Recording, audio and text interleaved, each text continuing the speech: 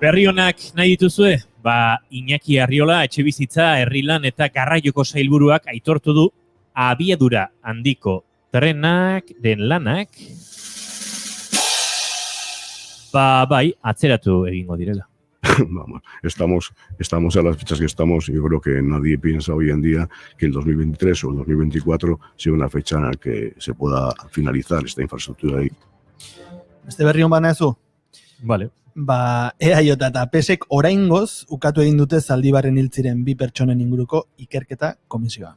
Bide batez gogorarazi beharko dugu Joaquin Beltranen gorpuak agertu gabe jarraitzen duela. Noski interes ekonomiko itzelak dituzte. Zaborretan edo abiadura handiko trena atzeratzean, gainkosteak ere proportzionalak izango ote dira. Lehentasunak horiek dira ikastetxeetako ikasle ratioak jaisteko, garraio publikoa indartzeko, osasungintzaren baldintzako betzeko, hortarako planik ez dago zoritxarraz. Liberalismoa, izu. Horrelako xea da bizitza. Ondo ikasi zituzten batzuk gaurko egunez hiltzen John Locke filosofo eta teoriko liberal ingelesaren ideiak. Locke liberalismoaren aitzindaritza hartzen da gaur egun eta jabetza pribatuaren defendatzaile sutsua izan zen. Gaurko egunez 1983an Errusian Boris Yeltsinek Errusiako lurraren salerosketa liberatzea dekretatu zuen. Eta guk badugu gaur jabetzaren eta lurraren inguruan asko aztertzeko. Etxebizitza eskubidearen inguruan ariko gara, kanpotiarrak tartean eta gainera, luxuzko hirukoa izango dugu, dagoeneko streamingez jarraitzen gaituzuenok ikus ditzakezue, Irati Trantxe, Maia Beiti eta Ane Elizeg izango direla gurean push dokumentala izango dugu ardatzetako bat. Y no ellos, como inmobiliaria no lo han pedido permiso. Y volaron todos los árboles, no hay nada. El Parque Barón, la palabra parque es 0. A new owner came and took possession of the building. They were breaking locks for the main entrance for the building. They were physically pushing their way into people's apartments upstairs. I hear stories. Eta Etxarri, zuk Errusia aipatu duzula? Gaurko egunez 1958an Boris Pasternak idazle errusiarrak literatura nobela jaso zuen. Bere lanik ez ezagunena Dr. Zivago izan zen.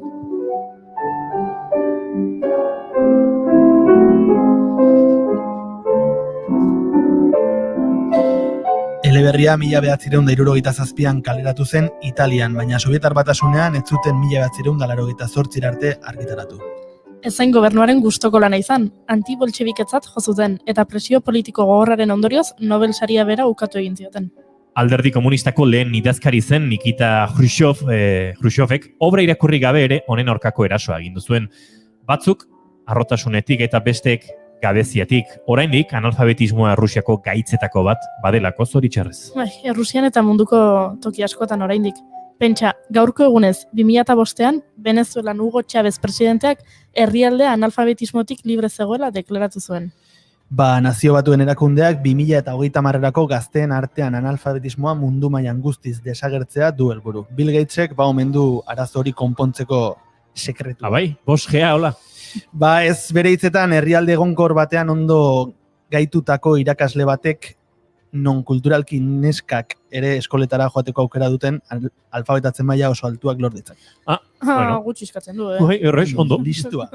Bueno, gizon gaixoa, gizajoa, intentzionenarekin esango zuen gainera, gaur barkatuko diogu, gaurko egunez jaio baitzen enpresa buru eta filantropo estatu batu barra Microsoft Softwarearen enpresaren kofundatzailea.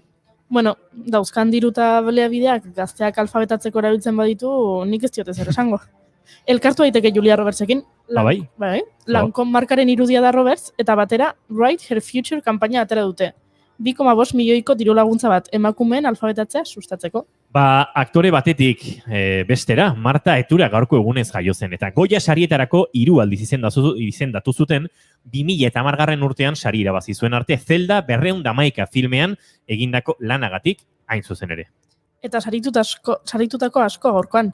Joaquin Phoenix ere ospatzen ariko da. 1974an jaion zen aktore estatubatuarra. Azkeneko Oscar sarietan aktore onenaren saria jaso zuen Joker filmarengatik. Arthur, I have some bad news for you.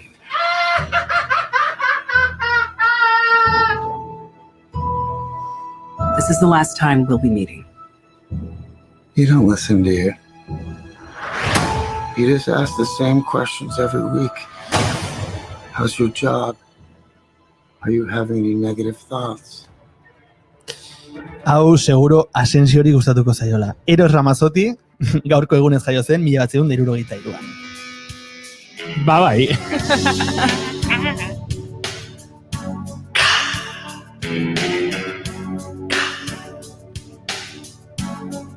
Eta Etxarriri kaja rever hori gustatzen zaio. 5 kiloko reberra.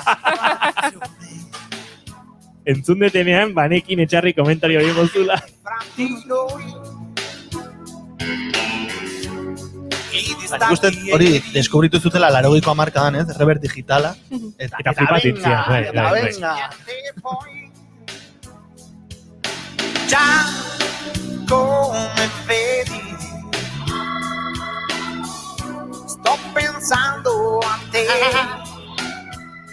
Bueno, bai, Eros Ramazzotti gustoko dut nik, eta uste dut gure saioan hori izango den beste norbaitek ere bai. Baina girontan, hasteko moduan ere, bagara, urriak 28 ditu, eta asteazkena da. Bigarren kafera ongitzor.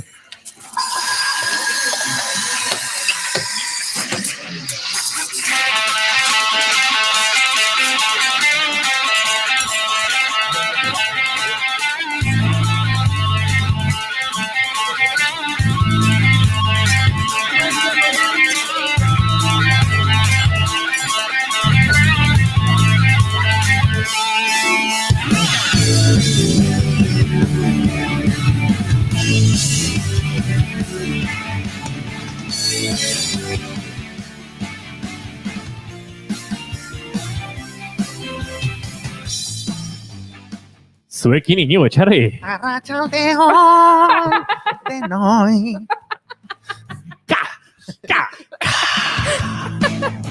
Goiuri ezeiza! Ezin du arna sartu ezeizak. Venga, eta...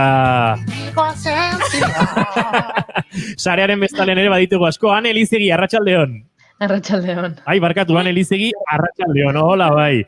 A ber, bagoaz banan-bana, Irati Trantxe, arratsaldeon.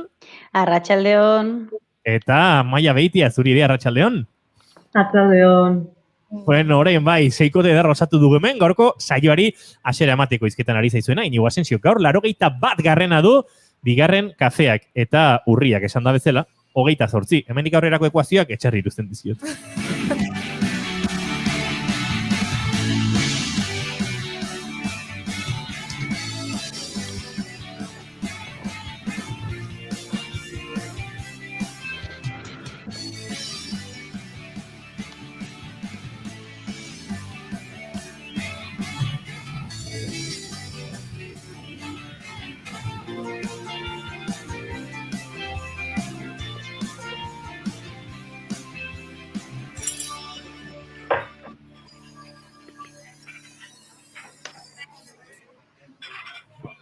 Bero, kafe doinuarekin, katiluen zaratarekin, bagoaz, gaurko 81 hau, hasteko moduan, ez dakit baduzuen, zuen maite duta prest, ez dakit hori internetaren sarearen bestaldean ere ditugunek batu duten maite dutik prest, Etxarri zu beti egiten dituz ondo etxeko lanak, Bai, beti.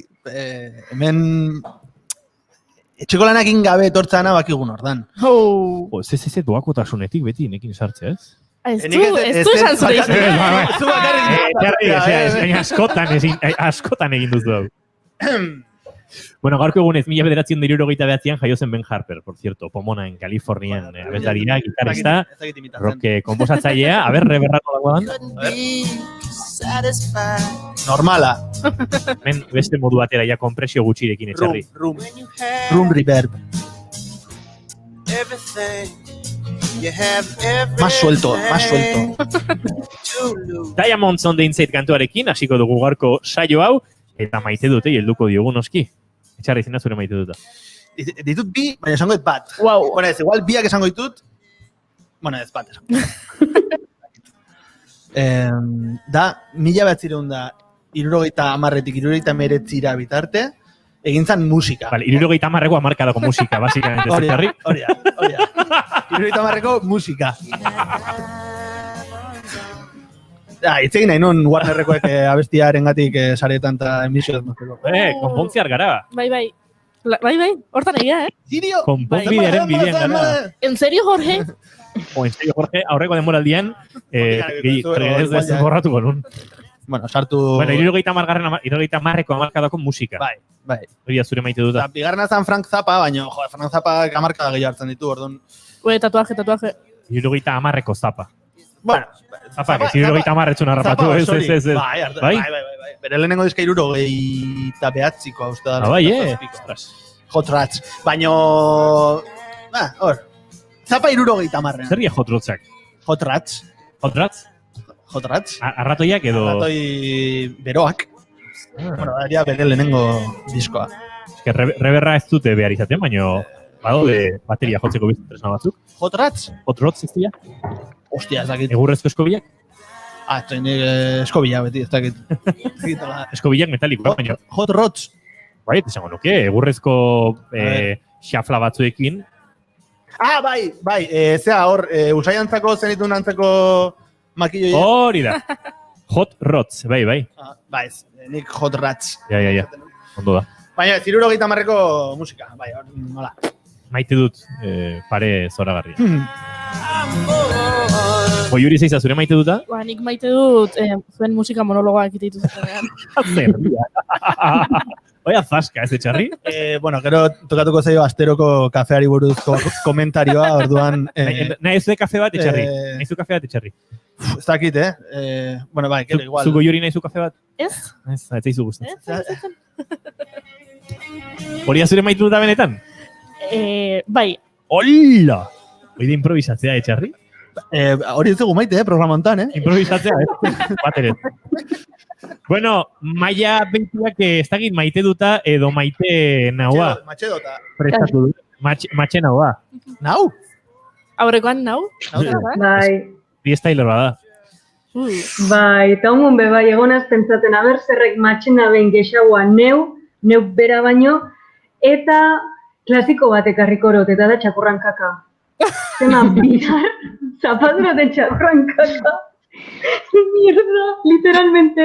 Eta gainetik onu da azkenin oso peligroso izaten da bereziki, ze ostukin, ez dakizu zer dan, da ostu dalako, olako gauza bihun bat jaz. Eta... Aspaldi, eta leikure hausezati, etxetik urten ordurako zapaltzeko. Zortion ematen dute, ematen duela esate dute. Bai. Ematen omen dua. Bueno, seguentzako. Kaka guztiez duetzako. Ez dakit. Irati trantxe zure maite dut azita? Maite dutaki jarraituko du, maite nauekin, oze? Alako improvisazio gaitasuna baduzue, maite nauekin jarraitu. Nahi duzuena. Bueno, nahi hauak azken aldin lurrak maite nago, goi esan orduan. Ez dakiz pasatu zaiten, behin baino goietan eroin nahi zela. Jarritzealako. Baina zure maite dutean, azken aldian zerratik esatezu. Bueno, ella... Mi esker, Bai, ni lurrak, pasatu zait, ez dakit ba? Ez nun ondo ikasiko ibiltzen, ez dakit. Bueno, esaten baratzen, baina... Usten un hippie jarri zinala, eta en plan lurra... Ez, lurra, oza, zapaltzete lurra, hola, hoi ez ni joanen, ez. Nik iratik ezagutzen dut eta... Zikeixe. Maite naua, pardon? Maite zaitu lurrak beraz. Erakartzen zaitu. Nahiko zenukena baino gehiagotan egiten duzue... Batzutan, bai. Talka, bai. Ditut 20 urte atzera ikastora. Ane, zeina zure maite duta? Ni gaur maite dut sentimentala ekarriko dut. Nere maite duta da 10 egun, bueno, 10 egun ez, baina isolamendu baten ondorengo lehenengo besarka da. Maite duta. Baina, dastatu duzu edo dastatze hartzara? Bueno, klandestinoki bai. A ber, negatiboa eta gero, bigarren negatiboa eta gero, ja, bueno, hauain ja kontaktu humano pixkat behar dut. Bueno, bizitzari saltxa pixkat jarri behar diogu. Bai. Cuando se pierde sangre querida, en ese momento con el destino en tus manos, ahí echa para adelante mi hermano con la duda de nueva sangre. Oso ondo, Etxarri. Ego el Zigararen Indestructible, hau ere gaurko egunez publikatu zuen salsa musikari eginako omenaldia 2016an, Etxarri, bota xeikerra jola egurra.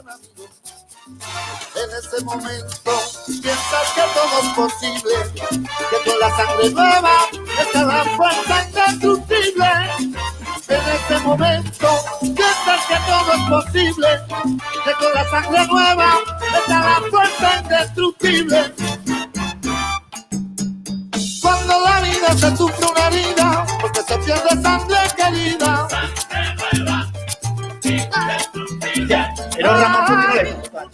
Eros Ramazzotti agua beste no está molestak. Porque la vida se convierte indestructible. Vamos a A mí me llama curro frío, sangre nueva. Aunque no tengo vista de Superman, vete de mano y ya verás. Sangre nueva.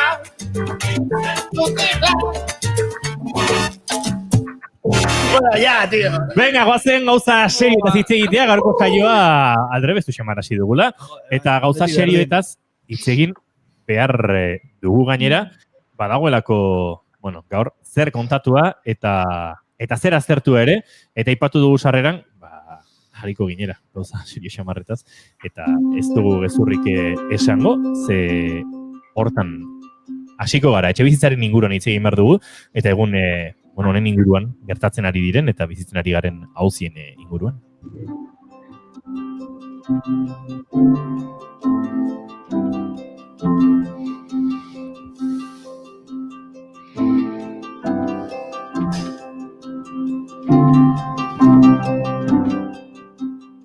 Etxe bizitzaren auziak hilabeteak daramatza guztion ahotan, baina arazoa inoiz ez da joan, beti egon da hor. Izan ere, etxe bizitzaren arazo bat dugu, egiturazkotzat jo genezakeena. Eta hainbat arazoi daude horren atzean. Batzuk agian oso sinpleak dirudite, baina konplexuagoak eta problematikoagoak diren beste batzuen ondorio dira. Sustrai historiko eta ekonomiko sakonak dituen ekoizpen ereduarekin erlazionatuak. Lehenengoak erraz azaltzen dira, etxe bizitza eskuratzea zailtzen denean, edo edukitzen segurtasun falta sortzen denean, hau da, pertsoneak espekulazioaren amorru frenetikoaren menpe jartzen direnean, etxe batean bizi direnen bizi kontakizunak jartzen dira zalantzan. Haien proiektuak mehatxupean daude eta haien autonomiari eusten edo lortzen segitzeko aukerak porrot egiten du. Alokairuaren igoera iristen denean, doiketak, privatizazioak eta prekarietatea hasten da. Areagotze hori jasanezina bihurtzen bada, inoiz gertatu behar ez luken zerbait gertatzen da. Kaleratze isila. Errenta ordaindu ezin dutenen etxegabetze ikusezin horiek. Tantakako ez behar batean bezala, pobreenek auzoa uzten dute, eta auzoa geroz eta ilunagoa bilakatzen da. Esan gabe doa, etxea galtzen denean, eta ez dagoenean ordezko aukerarik edo laguntza sare bat, familiak bazterketa ziklo batean sartzen direla, eta oso zaila dela hortik ateratzea. Etxe bizitzen alokairuaren arazoari konponbidea emateko asmoarekin sortu berri da Donostiako Maizterren sindikatua. Krisiaren mehatxuei aurre hartuz, bizilagunak eta etxe bizitza eskubidea defendatzeko lanean ari dira. Non eta putre funtsen abia den hirian. Aspalditik datorren arazoa da alokairuarena, baina koronavirusak eragindako ekonomia krisiak egoera okertu du. Etxegabetzeak errenta ez ordaintzagatik, kontratuak amaitzea, errenten prezio egoera abusiboak. Horregatik, konfinamenduak iraun zituen hilabeteetan laguntza telematiko eskaintzen aritu da sindikatua. Proiektuaren ideia da bizilagunendako espazio bat sortzea, modu kolektiboan funtzionatuko duen aholkularitza bat sortzeko. Hala Donostian topatzen dituzten arazoikoenak zeintzuk diren identifikatzen ari dira eta gehiegikeria askorekin egin dute topo. Denboraldikoak ez diren, baina denboraldikoak direla esaten duten alokairuak, kontratuetako klausula baliogabeak edo finantzak ez itzultzea, kasu. Azoraren kasuan bezala, borroka kolektiboak eta negoziazio kolektiboa edo sustatzea. Ez azteko, etxebizitzaren auzia, zeharo auzi politiko bat dela eta borroka antikapitalista bat dela. Kolektiboa sortzeko eredu desberdinak bilatu dituzte Euskal Herritik kanpo, eta horietako bat Kataluniako sindikate ilogaters izan da. Sindikatu hori zeharkako ekimen gisa sortu zen, baina kontzientzia politiko eta kolektibo argi batekin. Alokairuan bizi diren edo bizi nahi duten bizilagunak bildu nahi dituzte, bai merkatu pribatu zein merkatu publikoko etxebizitzetan, guztion artean eskubideak aldarrikatzeko eta administrazio eta gobernu eremu guztietan eragiteko. Baina ez dira bakarrak, Bentaberriko babes ofizialeko etxeetako bizilagunek alokairu taldea osatu zuten 1989an iruzurrari aurre egiteko. Iaz, Blackstonek euren etxeak erosi zituen eta putre funtsaren kontra ari dira borrokan. Saretxe groseko etxe bizitza taldea, azorak erositako blokeetako bizilagunak babesten ari da. Ohikoa bihurtzen ari da auzoko gazteak etxe bizitza zein lan bila grosetik urrun joan behar izatea. Hau ezin dugu onartu. Gazteok gure auzo eta komunitateko groseko parte garrantzitsu gara. Bai ekologismoaren alde, bai feminismoaren alde, bai jai herrikoen antolakuntzan, euskararen alde, bai etxe bizitza duinaren alde zein beste 11 borroketan parte hartzen dugu. Gure auzo eta komunitatea gaurdanik eraikiz. Irtenbide bakarra borrokatu eta antolatzea da. Borrokan dauden etxebizitza bloke horietako asko putre funts deritzenen esku daude. Dirudienez negozio biribila topatu dute Donostian. Azora enpresa grosen erdialdean eta Amara zarrean sartu zen, eta 300 familiatik gora etxegabetze arriskuan daude uneotan, errentaren zenbatekoa ezin ordainduta. Egia auzoan ere, gatazka etorriko den beldur dira, urte luzez alokairuan daramaten familiak. Blackstonek berriz, Bentaberrin baliatu du Lakuako gobernuak alokairuan prezioak mugatzeko azken urteetan izan duen pasibotasuna, eta 520 familia etxegabetze arriskuan daude. Baina badirudi legea aldatzear dagoela. PSOEk eta elkarrekin alduguk etxebizitza legea ministroen kontseilura eramatea erabaki dute, merkatuko eremu tentsinatuetan alokairu prezioak mugatuko dituena. Akordioaren arabera legea 3 hilabeteetako epean eramango da, ministroen kontseilura eta diputatuen kongresuan aurkeztuko da. Gehienez ere 4 hilabetetako epean. Lege berriak tenkatutzat jotako merkatu eremuetan aplika daitezken gehieneko prezioak ezarriko ditu. Eremu horiek zehazteko, garraio, mugikortasun eta hiri agenda ministerioak ekainean aurkeztu zuen alokairuko prezioen erreferentzia indizea erabiliko da. Eta zerbait egin beharra dago. Alokairuaren egungo egoera jasanezina dela frogatzeko sindikatuek eskaini dituzte datu batzuk. 2013tik 2019ra alokairuaren batezbesteko prezioa 150 igo zen. 10 kaleratzeetatik 7 alokairurik ez ordaintzeagatik izaten dira. Eta azken 5 urtekoan alokairuaren prezioa soldatak baino 30 aldiz gehiago hazi da. Nazioarteko gomendioek etxebizitza ordaintzeko 130 baino gehiago ez erabiltzea gomendatzen dutenean. Euskal Autonomia Erkidegoko biztanleek hileko nominaren 151 erabili behar dugu alokairuko etxebizitza bat ordaintzeko. Azken finean, etxebizitzak gure egunerokotasunean behar dugun espazio intimo eta seguru horrek, gure bizipen oroitzapen eta gauza guztiez betetako babeslekuak ez luke merkantzia bat izan behar.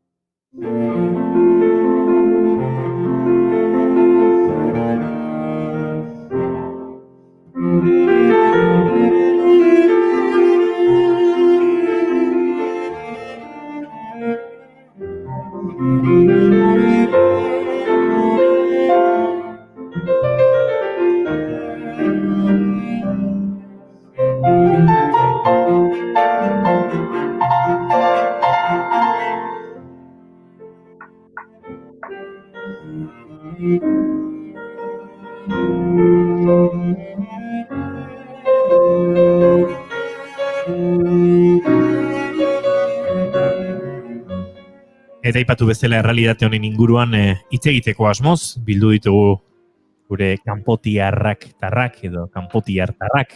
Hane Elize Irati Trantxe eta maila beitia.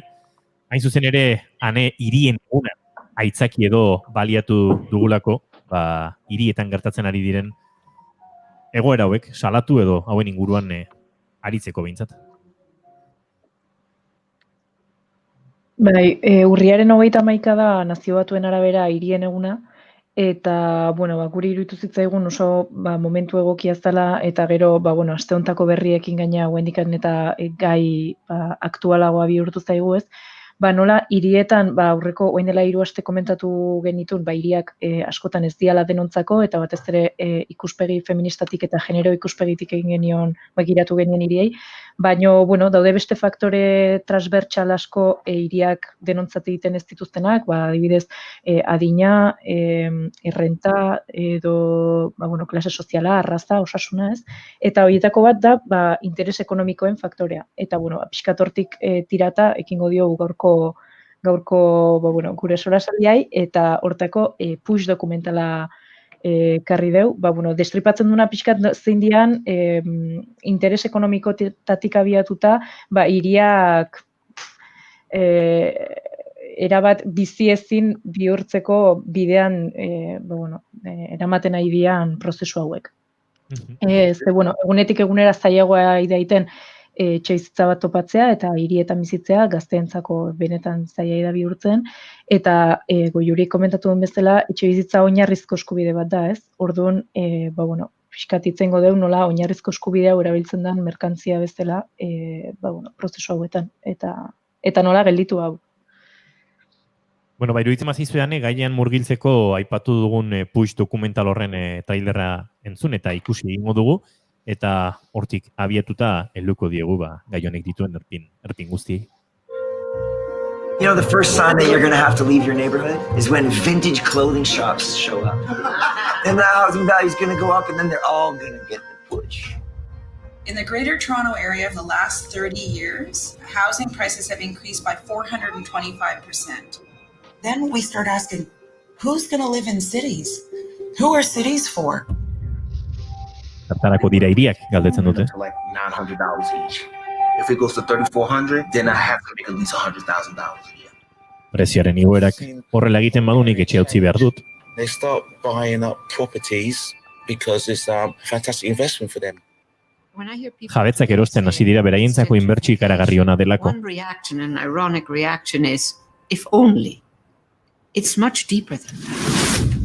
Owning the house is only a means to making money. Etxe bat izatea, dirua egiteko modu bat bihurtzen denean. It could be Frosty the Snowman for all I know. I heard one of the councils said, if you can't live in Notting Hill, then you shouldn't be in Notting Hill. Alkateak esan zuen, udaletxeko norbaitek ezin baduzu Notting Hillen bizi, zaite Notting Hillen bizi. Paradisi fiscali sono il luogo dove capitalismo legale si incontrano. Gold is not a human right. Housing is. We need to reclaim the fundamental right to housing. Urrea ez da giza eskubide bat, etxea bai. Hoiek dira, puxek uzten ditun esaldietako batzuk hor buruan bueltaka geratzen dira, eta badute beren bai pixu eta bai gaurkotasuna ere, oinarrizko eskubidea zer den, eta oinarrizko eskubide hori bermatzeko ere zer egiten dugun irati, hori ere badago gaurkotasunean, eta badugu oso presente azken egunetan ari baitira, batera eta bestera legearen sortze horrekin, legearen aldaketa horrekin, eta berandu xamar badator ere, akaso behar lukelen bailen, ez? Baina, hori, pelikula honekin, dokumentalarekin, ikusten dana da, pixkat, situatzeko, ez? Da, nazio batuko relatora edo jasotzen dituna pixkat, ez? Ola testigantzak, eta ordu nola Europa eta Estatu Batua, Kanadatik hortik dabil, egoera desberdinak ikusten, ez? Eta denbora guztian oinarria hori da. Etxe bizitza zaigea eta etxe bizitza dago oinarri unibertsala, ez? Eta bai nazioarteko legetan eta baita ere Espainiar Estatuko konstituzioan jasota dago oinarrizko eskubide bezala. Orduan, hortik hitz egingo dugu gaur ez, eta pelikula ere hortik dabil.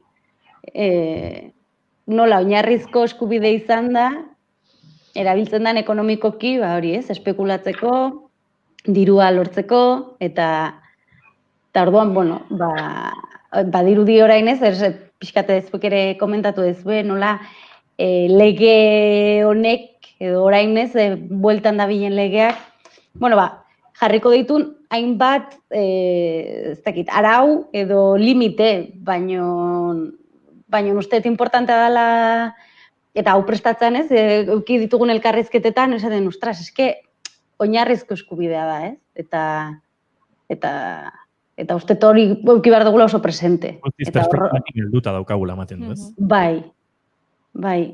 Tira, gaur inakiola etxebizitza herri lan eta garraioko sailburuaz aritu gara sarreran, abiadura handiko trenaren, barkatuko didazue, abiadura handiko trenaren atzerapena dela eta, epeak beteko ez direla daipatu dunean, baino, Euskadi Irratiko lankidei egin dizkien baieztapenetan hitz egin du lege honen inguruan eta Jaurlaritzak lege honen inguruan duen, jokamolde edo posizioaren inguruan.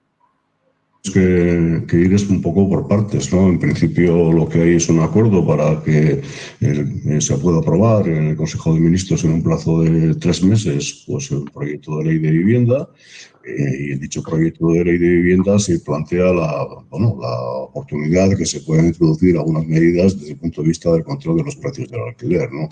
Y a su vez habilitar a las comunidades autónomas y ayuntamientos para que tomen medidas al respecto. Lo que tenemos que hacer es estar atentos a lo que se contemple en ese proyecto de ley, que esperemos que se convierta, una vez que pase por el Congreso, en ley. Estar también atentos a la habilitación y, por lo tanto, tener en las manos una herramienta que nos pueda permitir actuar. Entzuten dugun hori entzunda, badirudi Eusko Jaurlaritzan, zai direla, Espainiar Estatuan, Espainiar Kongresuan, hartu behar den erabaki eta lege horri, hortik aurrera ere zerbait egin ahal izateko eta hortik aurrera neurriak hartzeko.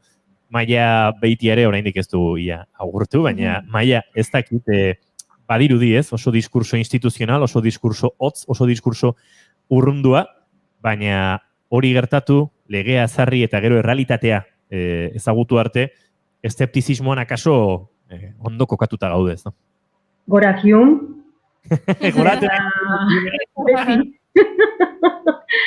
Bai, ze benetan nahi izan bazan, zetako egondi, eroseatxik egondi horren beste denpora zain. Ez da bir, Madridetik etorri biharrik ez da horrei mugak edo legik arautzeko edo ipintxeko.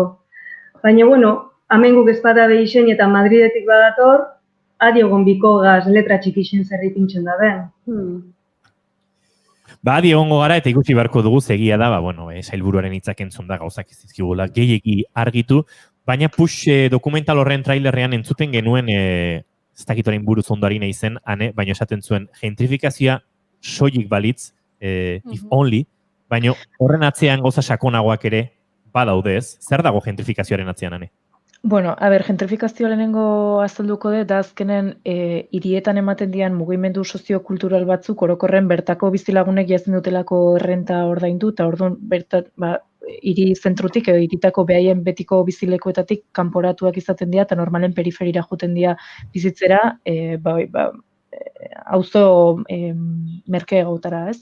Orduan, azkeneko urtetan batez ere turismoan boom handi bat egontzanetik, Bartzelona, Lisboa, Venezia bezalako hiritan asko lotu da turismoarekin, Airbnb, Ryanairko vuelo merkeek, eta ez prozesu guzti hauek erraztu dute, baina beak esaten duna da, ez dela bakarrik turismoari lotutako zerbait, hau da, ez dela bakarrikan jende hau ateratzen dela, prezioak igotzen diala, hemen datorrelako jendea inbertitu nahi duna apartamento hauek turistantzako bihurtzeagatikan, bezik eta prozesu asko sakonagoa dela, eta ideala erabiltzen etxebizitzak hutsak uzteko, eta horrekin kapital bezala erabiltzeko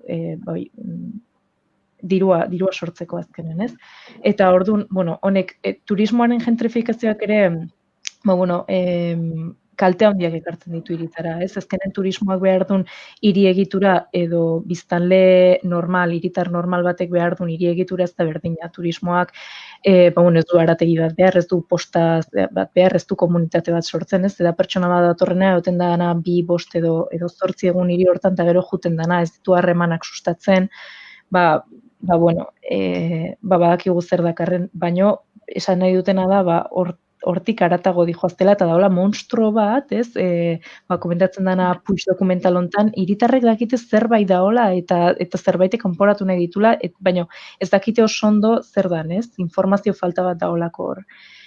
Eta hori, Ez da gai erresa. Horre, aipatzen dira esaldi batzukan, arropa vintage denda bat ikusten baduzu, kezka zaitez, eta aipatzen da bestalde, prezioak ere zen mailatan igo diren soldaten arabera. Horre irati badago, ez? Noski, gentrifikazioa, errealitate urbanistiko, sozial eta ekonomikoa. Ze agertzen da momentu batean dokumentalean grafika bat, non ikusten den oso argi, ez, preziek nola egin duten gora eta soldatek nola egin duten gora. Lehen ere aipatu dugu, Jaurlaritzaren markatu Euskal Autonomia Erkidegoan, 50% eskaintzen diogula alokairu ordaintzeari, baino kasu hontan eta atzerrian kokatuta are okerrago dauden egoera eta auzuneak ere ikusten dira, ez Irati? Bai, gaina badolako ez, organismo internazionalak ere esaten dute, olako sustengarria da izateko, 130% arte ordaintzea, badela horrez, eta hortik gora ja, arazo bihurtzen dela, ez dela sustengarria etxe bizitzan 130% baino, ingresuen 130% baino gehiago ordaintzea. Eta beraz, zenbakiak, argi uzten dute, ez daudela, ez gehala egoera sustengarri batean bizi, ez?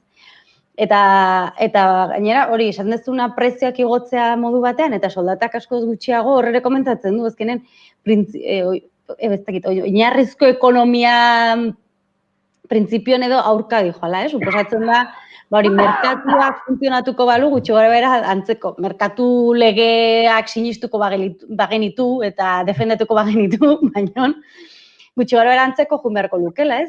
Ordaindu genezakela edo jendea egongo litzakela preso ordaintzeko aldun hori.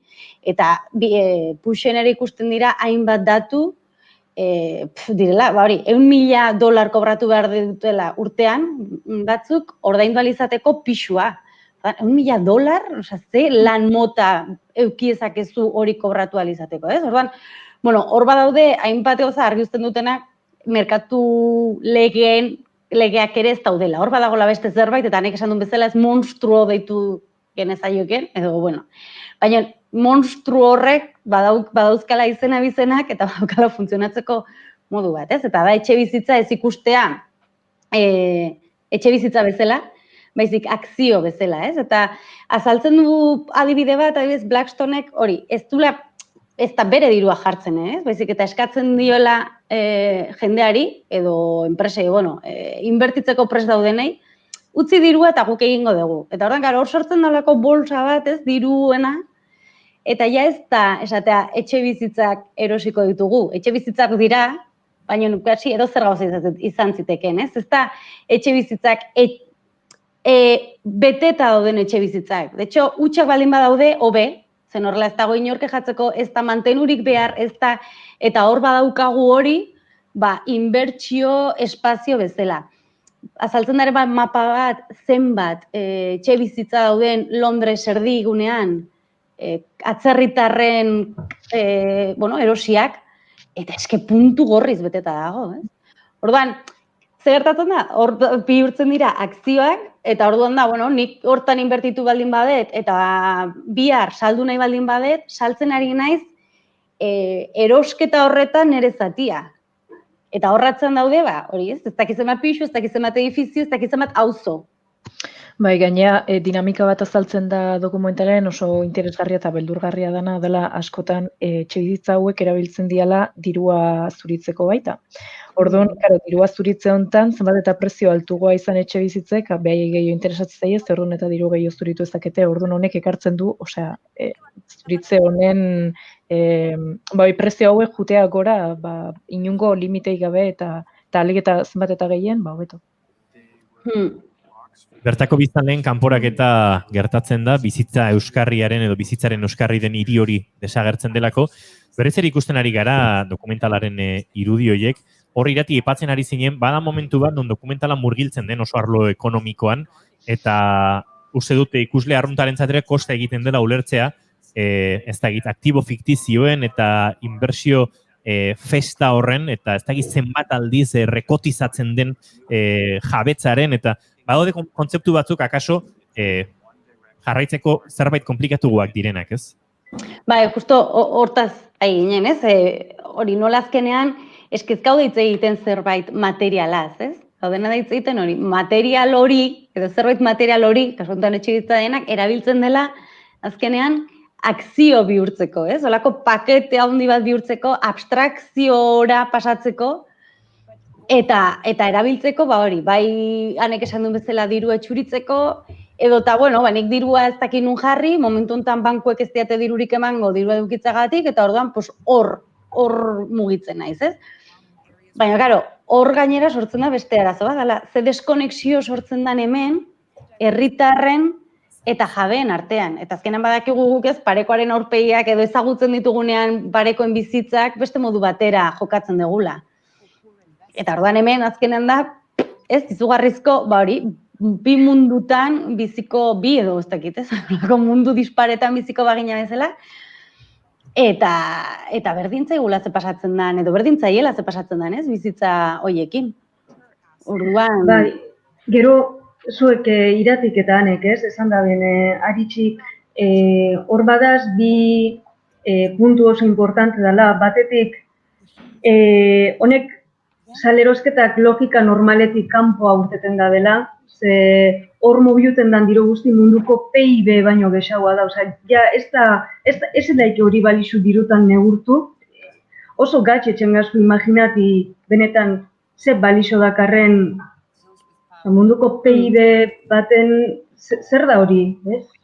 Eta munduko produktu gordinaren 3 bider edo 4 bider irudikatzen du, ez, Maia, ez da pareko den ezer, baizik eta oso desorekatu eta oso guztiz kontroletik. Da, unibertsun dimensioiai buruz berbetan egoti morun, ez gazela preparata olako gauzak irudikatzeko.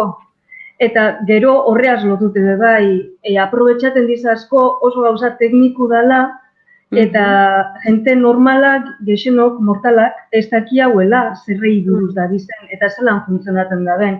Orduan oso desekilibrizioan dixera ezagutzin ingurun. Eurak badakizezetan da bizen, eurak handik aparte, bestiok usain ju igual, baina oso komplikau eta barrurez hartu biza ulertzeko funtzionamentu. Bai, azkenen, azkenen da iratik komentatzen zuen, oza, biztanle eta gertatzen dana aidanan ingurun, da, deskonexio bat, eta orduan biztanleak ikustu zerbait da pasatzen, nahi alkilerra idea igotzen, edo emateizkiatea aitziki batzuk ez ditutenak oso ondo ulertzen, eta denda bat izteute, eta gero hau, eta gero bestea, eta zei da pasatzen duen, ez? Oza, bai.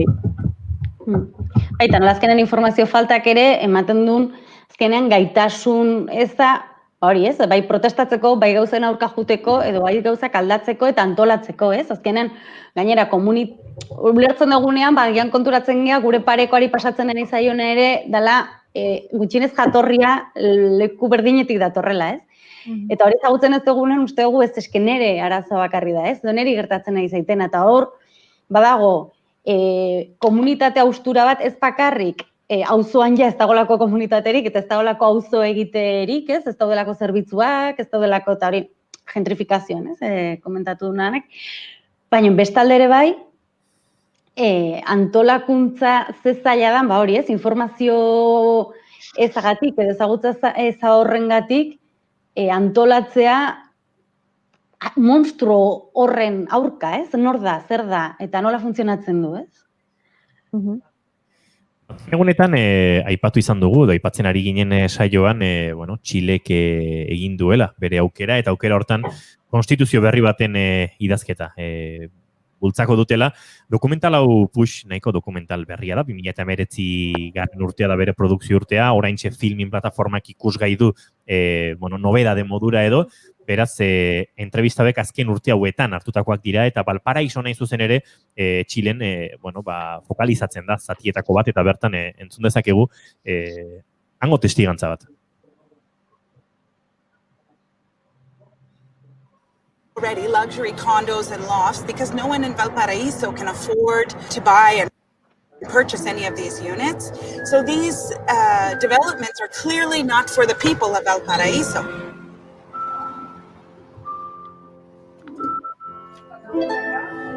Y no han, ellos, como inmobiliaria no lo han pedido permiso. Pusieron nombre Parque Barón y resulta que volaron todos los árboles. Era un jardín del Edén. Olivos, almendros, ciruelos. Todos los niños, todos entraban a jugar y volaron todos los árboles, no hay nada. El Parque Barón, la palabra parque, es cero. Honen arira irati Stiglitz Nobel sariak ere aipatzen du, ez? Bueno, Txileko gatazkaren, Txilen azken urtetan gertatu diren protesten inguruan ere egiten du bere analisi propioa, ez? Bai, komentatzen genuen, pixkat informazio asimetria honek ze desoreka sortzen ditun, eta hemen Maiak kontatuko dugu, ez? Indar korrelazio horrek ze arazo, ez? Dauzkan, eta ze, hori, azkenez ze desberdintasun haundi. Eta Txile bada horretan, ez? Nahiko, bueno, erakusle, ez? 80ko hamarkadan hasi zen, oso politika neoliberala jarri zituzten, eta izan zen olako, ez? Lehenengo lurraldea kasi politika horiek hain muturrera eramaten.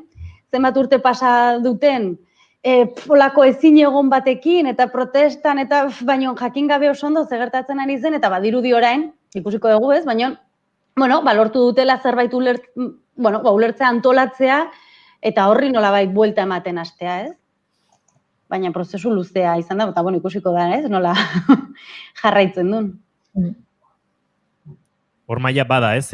Bueno, indar korrelazio bat. Batetik aipatu dugu, sindikatuak sortzen hasi direla, bizilagunak antolatzen hasi direla, baina eurek bakarrik eginik boterearen dinamikak aldatzen ez badira, horrek ez du balioko edo akaso ez da nahikoa izango, ez? Bueno, hemen betiko galderi ez, dakau oso egoera desekilibrau. Eta gainetik guzur bat. Eta guzurra da, guk 4 urtetik behin urneta juten gazenin, urteten dabenak, supuestamente geure interesak defendiuko txuezela. Eta zen guzurre euran gainetik badazela enpresa multinazionalak esatetzenak zerrein eta zer ezein. Eta gobernu askok jamon etxitzen. Orduan, hemen emoten dan paradojirez, hainbestetan aipatu duguen, etxe bizitzik giza eskubide bat bada, eskubide horrek zeinek bermatzen dau. Ze nik ez da jainko bat badan, baina jangoiku ez da etorten, eta ez da esku etxe bizitza bat etxen bako txai, ez? Hori eskubidi bermatzeko. Orduan, pertsonan arteko berme bat da. Eta estatu de hori bermatzen arduratu biko litxakena. Inoi ez etxeik faltati, inoi ez jatekoik faltati, biharrik faltati, osasunentzako arretak eta bat. Baina ez pasatzen da, estaduk, ez guk urna bitxartez aukeratu duen agintarixak, ez da benin gure interesak defendiuten eta goikun interesak defendiutetxu esenen. Orduan hor, kriston desekilibrixu da. Eta gainetik, hemen esaten da bemorun, ez? Etorten daulako multina Blackstone bat, eta auzo oso bat aldau erosi. Eta auzo horretan beratak arraskanengoko berbi. Galderire, berak eukibi leuke? Ez. Eta guk zer aldouen hori aldatzeko? Ba, presiñoi. Eta presiñoi, dez, indar korrelazio hori orekatzeko einaldoen gauza bakarra. Eta hori da antolakuntzak emoten dau. Eta antolakuntzak ez bakarrik afektaunez noke gizarte mailan bebai sensibiliza eta azkanin olako arazokin bat etxen duguenin eta kontzientzi mailan esan ez niri hori oso grabi erizten gazta, baina gero kalea urtenen berdou, ze gure kontzientzi mailan jatzen dana ez da inun reflejaten. Eta azkanin hori depresionateko modu. Eurakin bat etxi, ekintzetan parte hartzi eta kalea urteti. Eta adibidez, ez, lehen irati komentada den modun, honek erabakixak izena pile dutakarre, hau ez da katastrofe natural bat, hau ez da lurrikara bat, ero volkan bat derrepentinez naturala. Honen atzen bara ideologi bat eta baraz pertsonak izena pile dukin erabaki da denak. Orduan berdana da horrek presiona. eta beste politika batzuk bultzatu, ez? Adibidez, dokumentalin agertzen da, Berlinen, erabaki dabe neurrixetako bat izati, udaletxi barriroik lurrak erosten dabe. Eta horregoa momentoz, horrei mugatu olakoen multinazionalai mugan bat ipintzetza, ero bentzat, hiritarrak babestu itxetxu. Karo, barriro igabiz ikusten iniziatiba politiku dela. Eta gure politikuk espadabe gure interesak defenduten orduan zerren birdau eurakin. Baso, zelan presiona eta derrigortun birdauz. Ze bestela nixetako da zor. Ze, goikuk beti defenduko txueuran interesak, guk ez da gure ordezkaxak goikun interesak defenduten. Eta gero azkanin, bai bir dela ez, legislazioi bat, enmarkateko olako multinazionalak noarte aldabenein eta ezein. Adibidez, nik argi ikusten dut, ez, eta hori pentsatu konpartidurala, kanpotiarran partetik,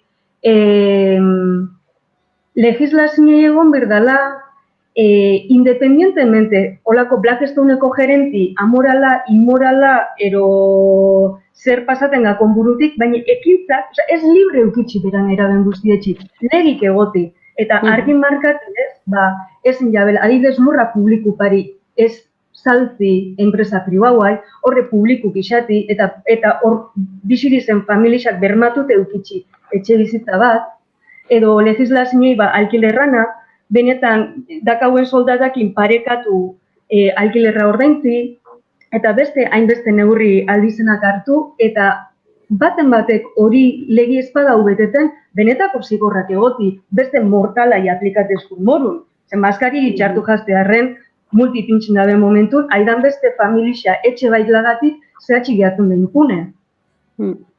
Ederra mitine botarot. Hauza, desango dizu.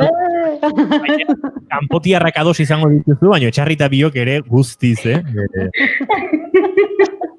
zalantzan geratu dela zirudi, baina. Tope kanpotiarrak filosofiarekin. Bueno, Maia, Ane, Irati, luze egon gintezke, luzeago egon gintezke honen inguruan hizketan, baina tira, uste dut gaiaren oinarrietako batzuk behintzat biluztu ditugula, soluzioetako batzuk ere nondik abiatu daitezkien eta ze ardura politiko eta ze ardura baita sozial edo gizabanakoenak ere izan ditzakegun hor. Aipatu dugu, badagoela esperantzari sindikatuak sortzen hasi direla, mugitzen hasi direla gauzak eta hortik iritsi beharko luke presio politikoa edo politikarekiko presioak. Akaso hemendik hilabete batutara beste saio bat egin beharko dugu gai bera hartuta, orduan jakinik legeak eman ote duen testu inguru egokiago bat, edota human escepticismoan murgilduta jarraitu behar dugu. Irati Trantxean Elizi eta Maia Beitian mila esker, eta datorren astean kontatuko dut, zeinen inguruan. Eskerrik asko zuen, agur. Izan ondo, baio.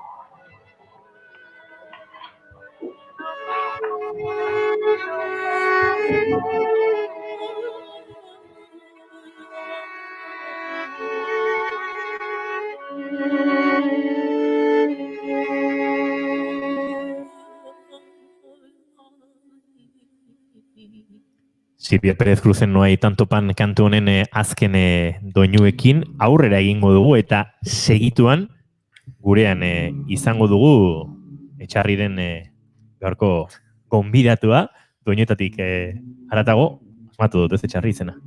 Ez? Bai, gaur ez daukagu goiuri hemen... Zuzenketa lanak egiteko. Gaur hola ditzen da. Zuk esan doinuetatik haratago dela, konbentzimentuz esan, bakizu... Doinuetatik haratago da, ez? Perfecto. Gidoia nola ikusten dut, eta goiurik egindu behataz fiatuko gara. Goiuri ez dugu agurtu, Juan egin martzuen, eta isilik egindu alde. Agur esan gabe, baina tira, bihar ere bueltan izango dugu, ezkezkatu. Segituan ba, Unai Jimenezekin. Dimitrirekin, bigarren zatia. Second part. Nahin un trapekin izjoku bat egin baino. Nola? Second trap. Ez dakit, second trap. Tira, segituan ba, izango gara Dimitrirekin.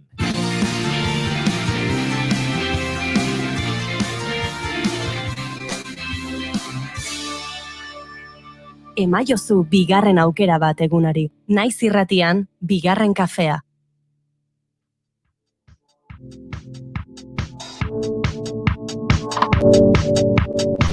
Ongi etorriak Doinuetatik haratago sekzio honetara. Gaurko gonbidatua ezagutzen duzue. Unai Jimenez izango dugu gaurkoan gurekin berriro ere, traparen historiari buruz hizketan.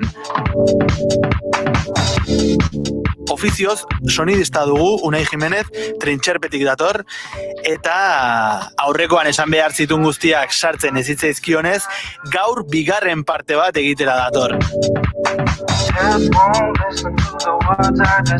Eman diezaiogun hasiera Doinuetatik haratago sekzioan.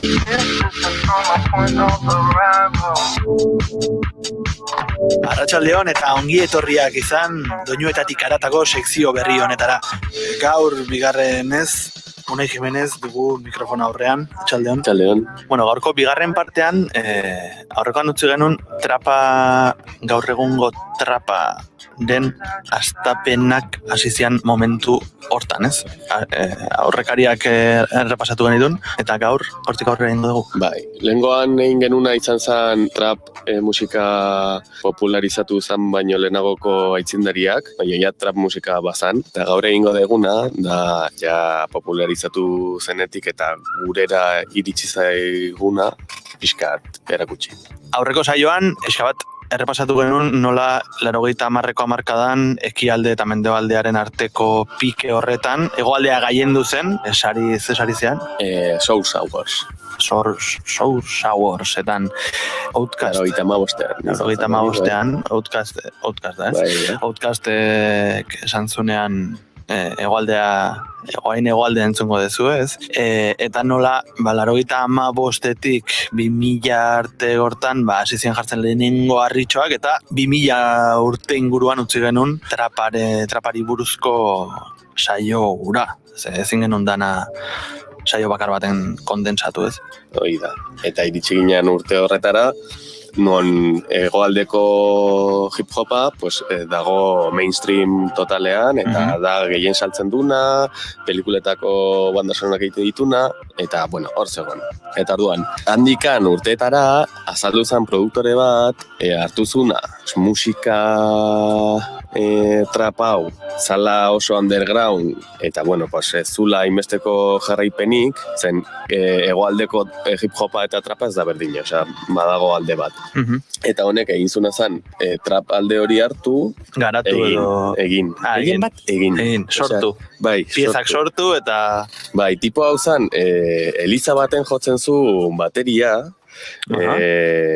hango taldeetarako, eta antzekaten DJ ekipo antzeko zerbait, eta orduan hasi zen egiten bere hasierak. Nola da, tipo honen izena? Lex Luger, da, bueno, bere izen oso da zaki, baina, bueno, Lex Luger da bere izen artistikoa, tala luchador MMA ez, nola zan, Hulk Hogan eta hauek egiten zutena. Bai, bueno, oso zalea izan, baina... Horietako baten izena da. Izen ordea hau, bai. Bai, eta honek hartzen du bere izen artistiko bezala.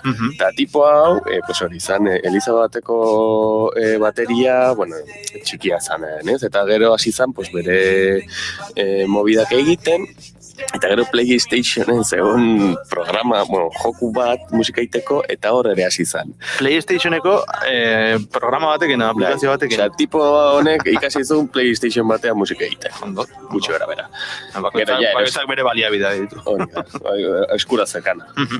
Orduan, gero bere osabari erosi zion MPC bat, dela sampler bat, eta jasi zan horrekin, eta Fruity Loopseko lizentzia pirata batekin, musika egiten. Eta musika egiten, eta tipoa azkenean, ikusi zunean bazekila, ez? Hasi zan musika asko egiten. Eta egiten zituen 10 hip-hop base egunean, eskolatik atera, eta 10 egunean gutxienez. Eta, aurkitu zan zitula pilo bat. Eta orduan, MySpaceen aroa zan, MySpace, aroa. Ostras, oain de repente junaiz Messenger eta fotologen garaira kolpetik. Pues hor denbora horiek zian.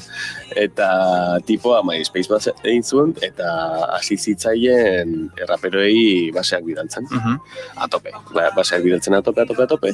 Eta behin, pues, rapero bat erantzun zion, eta hasi zuten erlazio bat, non pues, Lex Lugeren bidaltzen zizkion basea, pues, lau egunetik behin, bidaltzen zizkion, pues, aldakitzen badialiko zizkion, igual 40. Eta, bueno, gauza da, hasi ziala erlazio hori garatzen, eta tipo honi gustatzen zitzaion honen estiloa, eta hasi zian musika egiten, eta popularitatea irabazten. Genean, hauen arteko erlazioa iritsi zen irratira, eta topuan zenbakira. Eta hori da jarri nahi duten lehendabiziko abestu. Ba, entzuko dugu, Lex Luger, Waka Flocka Flame, Hard in the Paint, eta da Lex Lugeren produkzioa.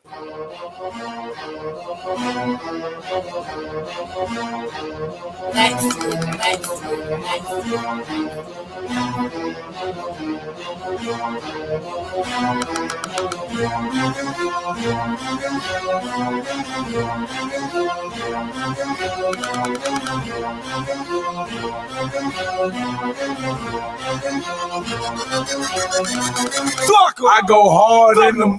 Paint. Then you stankin'. What the thinking? I won't die for it. So what the front yard, broad day.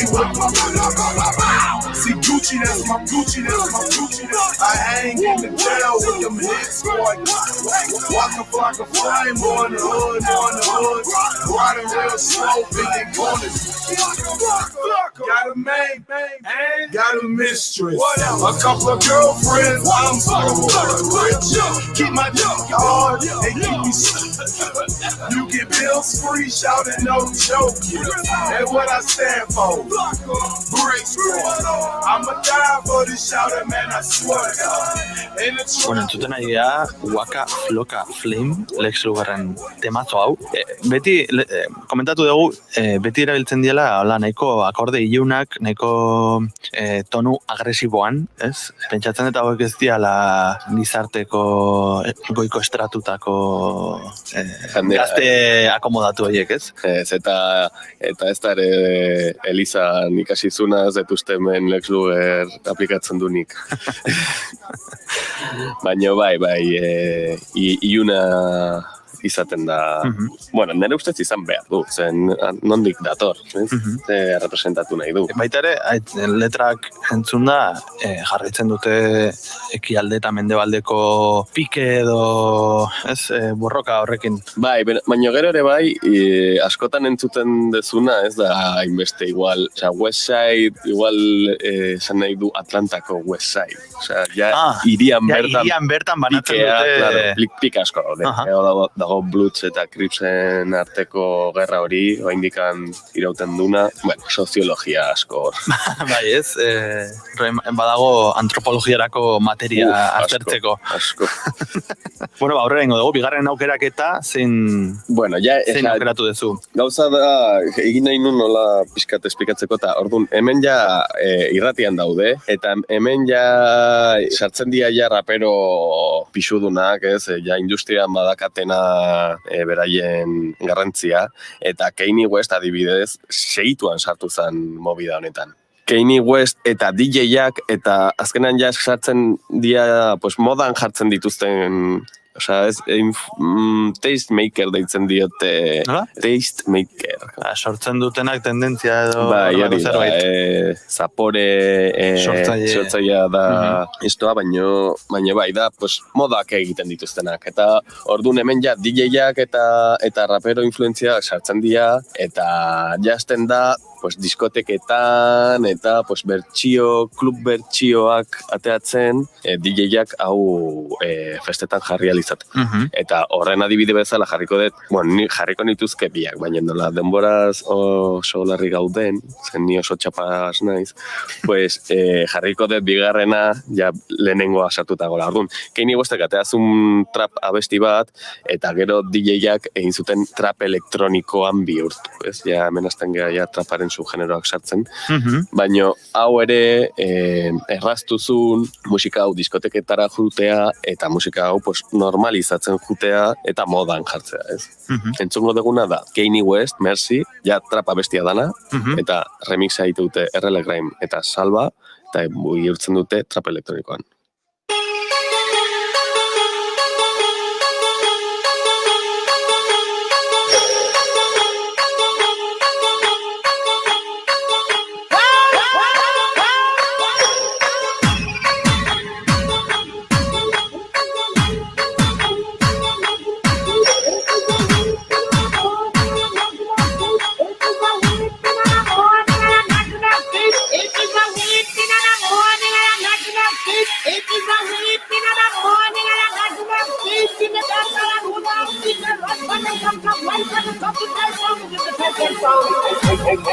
Okay.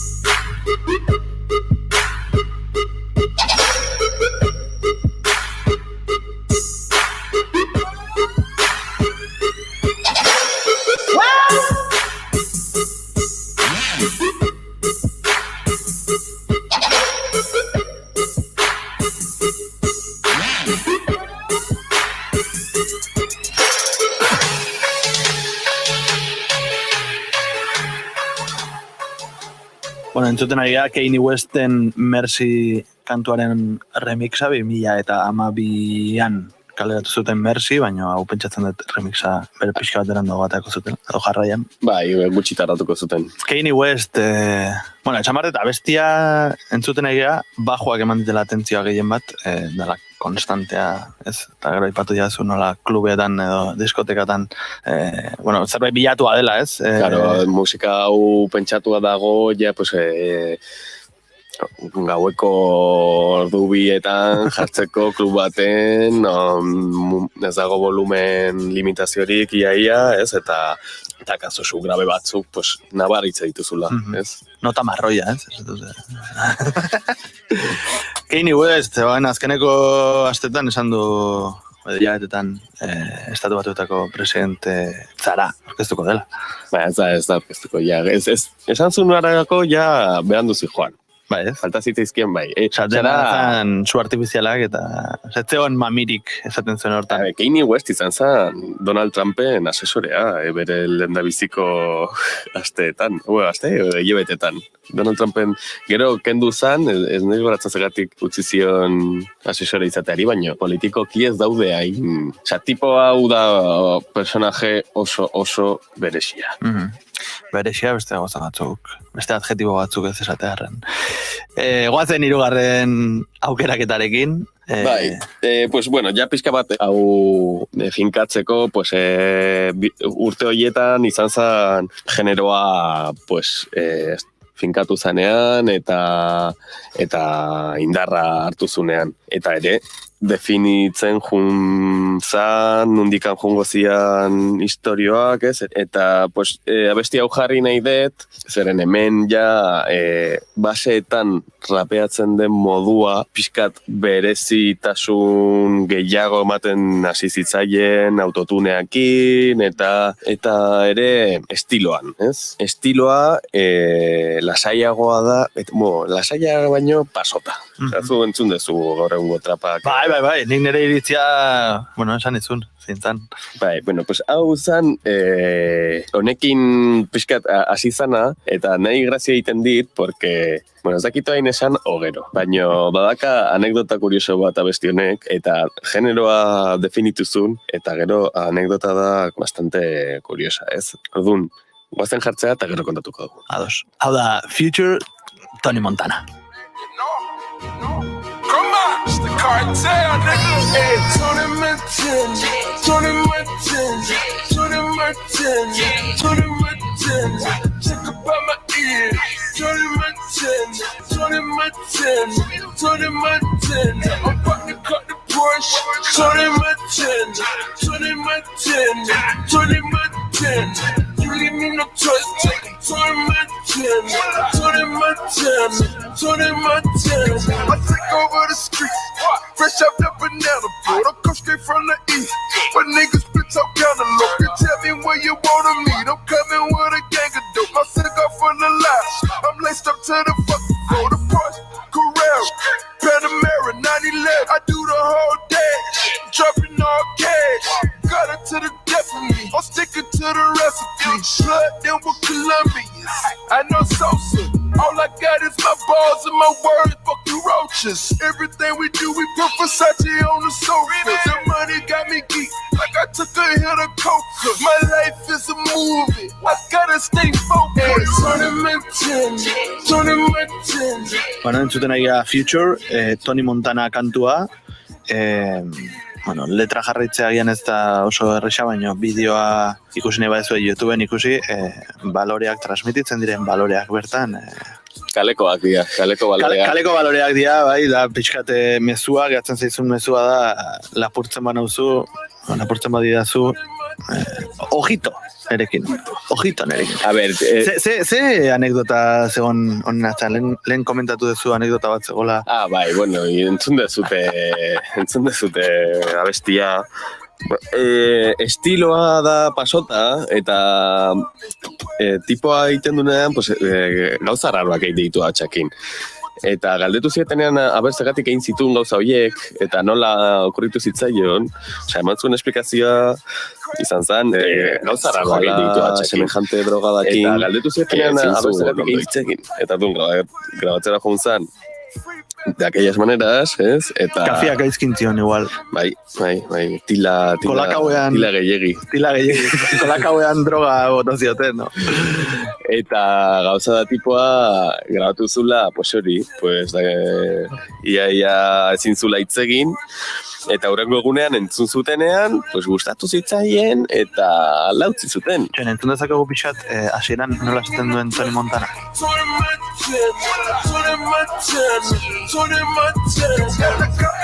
Gauza estilo hori drogen eragina da.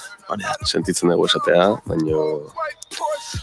Bai, batzuk esaten dute, Jimi Hendrixek ere nola egiten zituen gauza horiek drogaren eragin ezela, baina gauza bat esango drogen kontra, John Frusciante Red Hot Chili Pepperseko gitarrista, eta gano bere bilbidea egin duen gitarjoleak aitortu du drogarik gabe ere iritsi dela sentitzea gutxinez gitarra jotzen drogen menpean sentitzen zuen berdina, orduan, Gero, ikusi barko da, drogen eraginpean sortutako musika eta drogari gabe sortzen duena, ea maila berekoak diren, baina hori beste kontu. Bueno, azkenean droge egite dutena da burbuineko rezeptoreak askatu, ez? Eta, landu dezakezu askapen hori ere drogi gabe, eta horretara bultzatzen dizuegu hemen entzuleak drogei ezetz esan utzi guretzat. Eta mezu honekin, urrengo kantura goaz, zein da, urrengo trapa ja, 2000 eta mabi izan da aurreko bestia, 2000 gaur egunetik geroz eta gertuago gaude. Bai, jarriko dugu, Tastemaker hauen artean, zegoen bat, Diplo. Esan ondo, Tastemaker. Nik enun ezagutzen kontzeptu hori.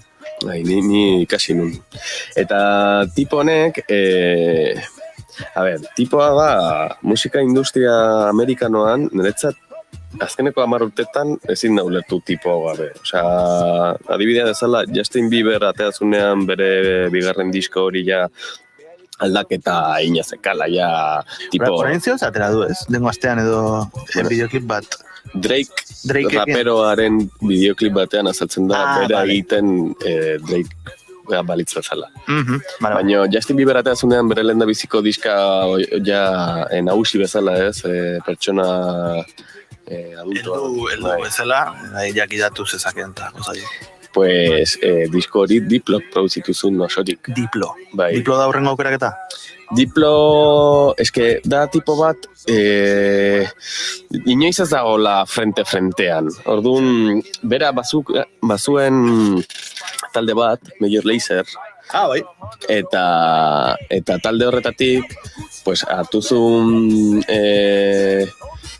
trap eta musika elektronikoaren arteko nasketa horretan sortutako soinuak, eta reggae eta dancehall eta soinu tropikal gehiago jarri zion. Zagarriago. Bai, baina niretzat adibidez, osea, bueno, niretzat jarriko duguna bestia, aurretik kontatu deguna pasatu izan ez balitz, elitzak horrelako izango, ez? Osea, gutxienez ez zuen izango hainbesteko arrakasta zen. Abesti hau, urte honetan, osea, jarri zuten diskoteka guztietan. Zurtuta zari gara? 2013 uste dela, ez? Bai. Bale, entzungo dugu, ze... Miguel Lazer, Bumaye.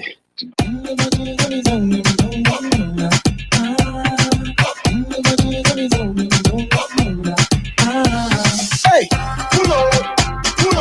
Sound of bombs and the place are full of. Sexy girl, now me can't get enough. Girl, I good on by that me love. I murder when me stepping at the club.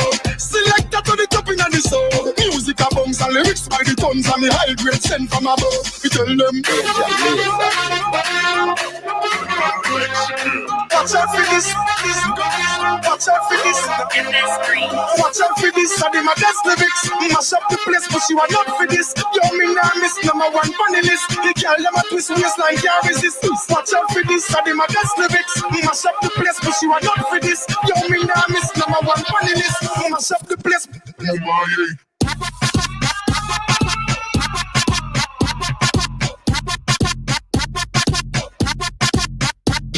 Hey, watch out for this.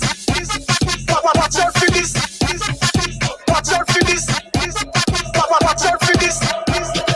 Watch out for this. I did my best lyrics. Mash up the place, but you are not for this. Yo, me nah miss number one funny list. The girl them a twist waistline. Bueno, entzuten ari gara Major Lazer, The Flexican, F-Screen eta BC Signalen Watch Out for This, edo Bumaye. Bumaye bezala. Bai. Bueno, bideoklipan pixka bat azaltzen du Jamaikan daudela. Aurreko abestia entzun deguna, Tony Montana, featuren Tony Montana. Baita ere Puerto Ricon zegoen kokatua, hau ere Karibean, Jamaikan. Bueno, bideoklipa behintzat, ekoizpena ja zakigu bertan ingo den. Baina nabaritzen dela Karibeko erritmoak, reggaeto ja... Horako erritma, bueno, ja barneratzen ditula mugimendu guztionek, ez? Bai, da bere edapenean, pues, bustizun beste musika bat. Eta bain, beste bustizun beste... Irla batzuk komentatu ditu, Karibeko irla batzuk, baina orain goaz beste irla handiago batera. Edo kontinentea igual. Kontinentea Ozeania da, baina. Nora goaz? Australiara goaz. Flumekin, bai. Ostia, lehendabizi eukizu beste talde bat. Flumek da orain eta hemen ja pues, taldetika joan hasizun bere karrera solitarioa eta niretzat produkzio aldetik tipo hau dago oso goian. Trap influenzia asko daka, mugitzen da hor limitean, trap, future bass, musika elektronikoa, trip-hopa bai influenzia ikusten zaio. Bueno, abesti honetan Chet Fakerekin dijoa, dala... Nor da Chet Faker? Chet Faker da abesti honetan abesten duna. Eta niretzat oso interesgarria da abesti hau, eta polita. Entzungo dugu, Flume eta Chet Fakerrek elkarrekin egindako Drop the Game kantua.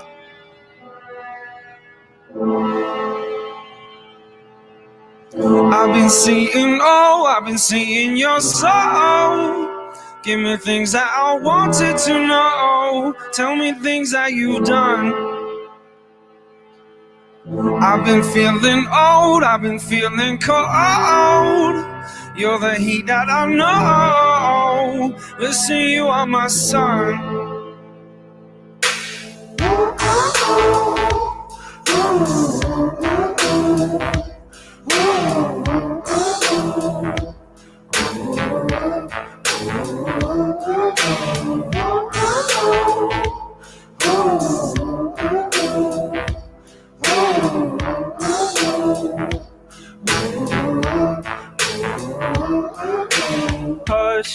I said there's more to life than rush. Not gonna leave this place with us. Drop the game, it's not enough. Hush. Bueno, eta iaia konturatu gabe iritsi gera Unai Jimenezen bigarren parte honen iritsi gera amaierara. Bai. Eta ez gera, ez da hamarkadaren erdialdera ailegatu. Ez, eske esplosio asko izan zen hau musika mundun, eta niretzat gauza asko esan daitezke, eta atea irekita uste dugu jarraitzea ontaz hitz egiten zen. Hirugarren bat egongo da? Posible da. Aber zamuz. Mila esker, Unai, azaltzeagatik nondik datorren gaur egun entzuten dugun trap edo musika elektroniko guzti hau kontrolatzen ez dugun hoi, ze gero iritziak ematerak orduan ondo dago jakintza guzti hau eukitzea. Eskerrik asko eta beste bat arte. Aio. Agur. Give me things that I wanted to know. Tell me things that you've done. I've been feeling old, I've been feeling cold. You're the heat that I know. Listen, you are my sun. I've been seeing your soul. Give me things that I wanted to know. Tell me things that you've done. I've been feeling old, I've been feeling cold. You're the heat that I know. Listen, you are my sun.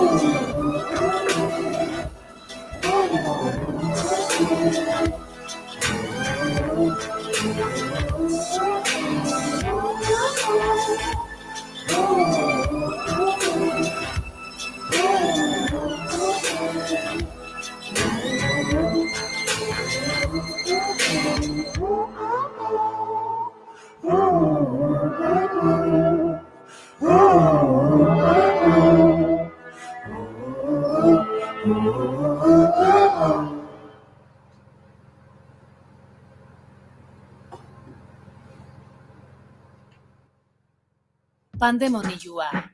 Podcast plataformetan entzungai. Naiz irratia. Gaur pandemonioan Ibai Luke. Birusak berak, konfinamenduak edo oraingo normaltasun honek. Nola daramazu? Kanpora nindoan bizitzea, kanpora Euskal Herria, nire herritik kanpo, eta harrapatu ziren gurasoen etxean, orduan psikologikoki izan da oso gogorra.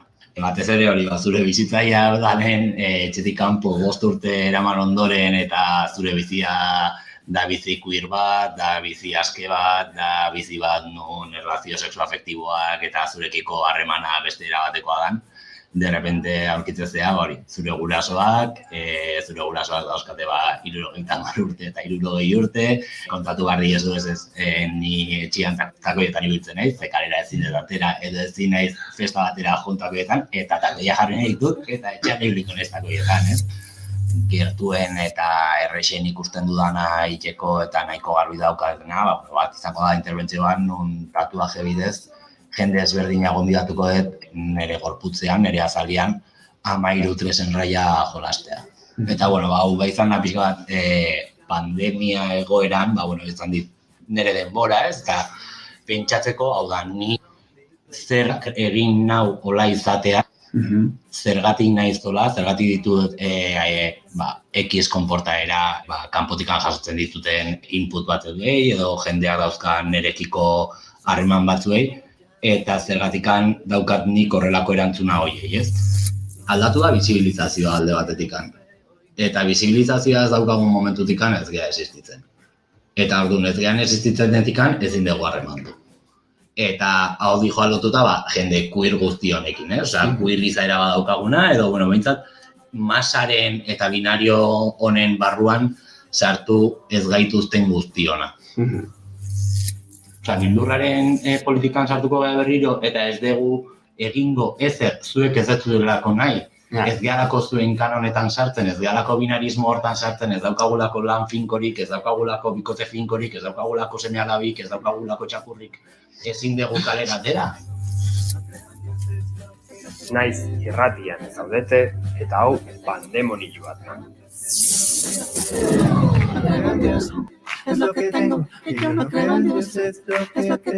Nahiko pandemoniakua da, bai, Itxarri. Pandemonio, ogi jakin, ez? Venga, ez ziazu musikai jarriko, Zaizu jartzea. Takit, zoze. Ez que nea hotxa bakarrikola xoxo xamargatuko, a ber. Ez? Asi, a lo loco. A lo loco. Utxean. Pues venga, saio akustikoak inaziko, ga? Ez que bestela akustika ekarriko izut eta jo itzeitezen bitarten. Ez, nik jota bestu. Jota itzein. Jota itzein, gainera bitu. Bueno, zentratuko gea? Zaudemen zentratzeko etxarri. Ja. Bueno, gure gaurko gonbidatua Aramaioti dator. Gaur akustikoen tartera Idoia Asurmendi musikaria etorri da. 19 urte izan arren, musika txikitatik izan du present eta esan daiteke bizitza osoa daramala instrumentuekin zein ahotsarekin experimentatzen. Musika eskolan hasi zen, ondoren Gasteizeko konserbatorian jarraitu zituen ikasketak, eta txoritxo batek esan digu aisialdian ere abesbatza ezberdinetan parte hartu zuela piano ikasketak burutzen zituen bitartean. Eta gainera, musikako ikasketak burutzen ari da musikenen pedagogiako espezialitatean. Espalak, Maite Larburu edota Matilda bezalako musika proiektuekin Gipuzkoako katapulta ekimenean ikusi dugu bere izena, hainbat bertsio sarera igo ondoren, gaur egun bere lehen lana lantzen ari da eta espero dugu honen nondik norakoak azaltzea gaur. Beraz, enaiz askoz gehiago lozatuko aurkezpenarekin, hemen dugu Idoia, multi-instrumentista, abeslari, hitz bakar baten musikaria. Mikrofono aurrean pres, beraz, atxaldeon Idoia. Atxaldeon, oso ondo. Galetuko diguea kafea gustoko duen etxarri. Ez dago goiuri, ja, grazia galdu, lehen komentatu dugu, eta esan du, geroko utziko eta aipamena, eskapatzen zigu. Enekin aldi martzu nik. Kafea gustatzen zaizu Idoia? Bai, baina aldot hartu bakarrik eguerdiko 12 arte zebestelan ja ez totitzen lo. Jartzen du super urduri. Nik topeakat 6etan. Zenicienta kafetero bat zen. Osa, depende, gero parranda bota bierbot, aldote hartzakien hartu hori da. Baina bestelan, Ja, nik hori esan barun ordua. Topeakatela 6ak, 5ak, hortik aurrea ja, 12ak. Nik, segun, gau ez hartzen dut bat. Hartu dituzu 27, ez? Gaur hartu dut, gaur hartu ditut bat, 2 eta 3. Hirugarren kafearekin ari naiz, bigarren kafea egiten. Baina hau ez da garrantzitsuena, garrantzitsuena da idazten ari direla entzuleak dagoeneko, eta batek esan digu, zaindu ondo Idoia, Eta nor eta Andoni Matxin, de las Maracas de Matxin, Andoni García Matxainek idatze digu, esateko ikusten ari zeigula. Hori da. Ojo. Bueno, gero, berari buruzko ez, baina bea tartean dagoen galdera bat ingot, baina hori aurreago. Jakin izan bagen entzuten ari zela esango nion, bieldu mandolinarekin egiten dituzun saltxorietako bat, eta etxarrik horrela sarrerako bat zeuken musikita. Ez esan bibider bielduko tzule seguro, Gauza bat, Andoni García Matxain, gauzat esango dizut. Saionen tarte akustikorako transizioak egiteko, 30 segunduko mandolinarekin egindiko kantutxo bat behar dugu, eta ordainetan hori negoziatuko dugu aurrez aurre, baina zazu gehiagirik espero. Esan da dago. Ala etxarri, guazen astea entrevistarekin. Bai, lehenengo galdera nahi nizuna da, hemen soinu proba egiten ditu gara, eta ikusi dugu, gitarrakin, pianoakin, 19 urte izan da, noizti daramazu instrumentu hauek jotzen? Pianoe ikesten hasi nintzen 8 urtekin uste dut, hasi nintzen musika eskolan, eta gero konservatori zuen, baina gitarrie eso indala asko, indala 3-4 urte, etxien, hartu nene amak saukon gitarra zar bat, eta gainean hauen gaixorik, eta aprobetxaunen etxeko... Imaginatzen dut, gitarra hori ongo zala urteak horrez. Bai. Hola, egoerak behartuta. Bai. Eta badago beste instrumenturen bat, oboea edo bateria edo... Ez baina dauket lista bat, gurote... Helburu bezala. Bai. Gurot bajo ikesi, baterizio bai, Ondo dago, txelue. baino, batzutan gero frustrazio pixka sortzen du, Zerk? Instrumentu asko jo nahi izate horrek, instrumentu guztiak forman mantendu nahi izate horrek, pixka desastre. bai. Hombre, nire helburu ez da izetie Ja, ja, ez. profesionala instrumentu horre joten, baina, bueno. Neri ere etzan, baina esan instrumentu bat... Honek zeba daka, Zerbait, sonatu arazteko ere, pixkat mantendu behar da formal, eta azkenean pilatzen dira bai. txekolanak. Claro, egurra eta... Bai. Bueno. Kontrabajoa lengon hartu nun pixkat, eta behazek txikituta zeilun. Baina hori ez da mantenimendua instrumentua, no? Hori da mantenimendua zure... Hori ba, norberaren esaten. Norberaren, Bai, ez. Instrumentuak bere kabuz oso ondo goten dira. Esatet, pianoa duela gutxi restauratu dezun, eta... Afinatuta, txukun, eta gaur, ze poza idoiak erabilingo duela. Inar Sastre pianistak ere lenguan estrenatu zuen afinatu berritan, eta orduztik ez du beste inor jo. Eta, bueno, nik tarteka hemen redakzioan txapa pixkat emate jetu. Bai, esan behar nun, izango dela lehenengo musikaria bigarren kafean bi instrumentu joko dituna, ez? Ez da egon... Bai, etzizango nuke. Neko atento egongo gea. Beraz, lehenengo kantua zein da eta azaldi guzu pixkat nondik datorren, zerekin joko dezun, Bai, bi instrumentu bai. ditugun. Lehenengo kanta deitzen da hitzetan, eta jokot gitarria. Eta da, konposatunen lehenengo kanta, oindala 3 urte inguru, Aramaixoko bertsolari baten laguntzaz Xabigoa. Eta izen zen institutoko proiektu baterako kanta. Eta, ez dakit, kreston kariño hartutzet kantai, eta hortxe, bai. Baina, institutotik... honea. Bigarren kafeko estudiora. Zer? Hori egin, saiatu naiz etxarri. Institudio? Nahi nun zerbait egin, baina ez te lortu. Nola? Ez Utsu bezut garatzen kamera giratzen duten bitartean. Vale, oso ondo, iruditzen zait.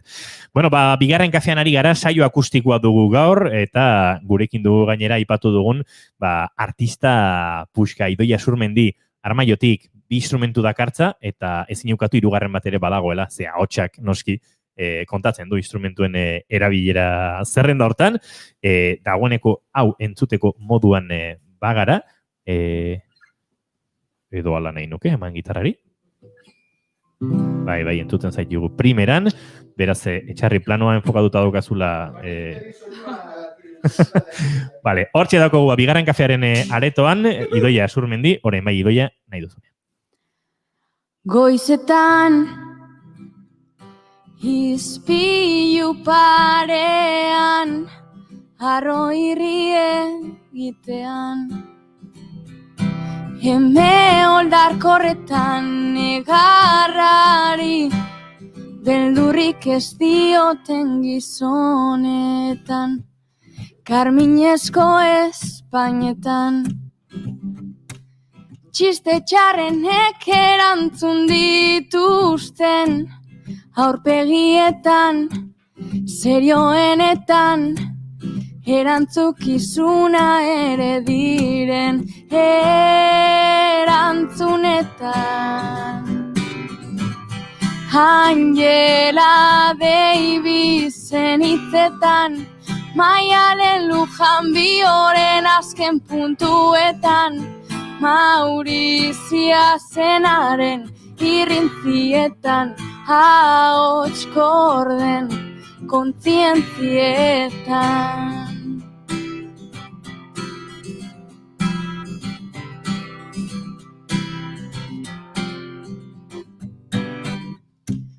Berriz esan ez dezaten,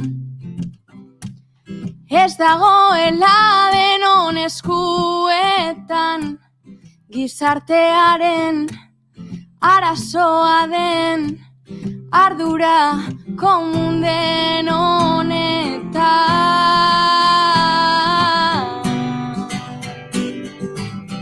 Zilegi diren beldurretan, gure amonaren eskutuko haienetan, Maurizia zenaren irrintzietan, etaren ondorengoetan.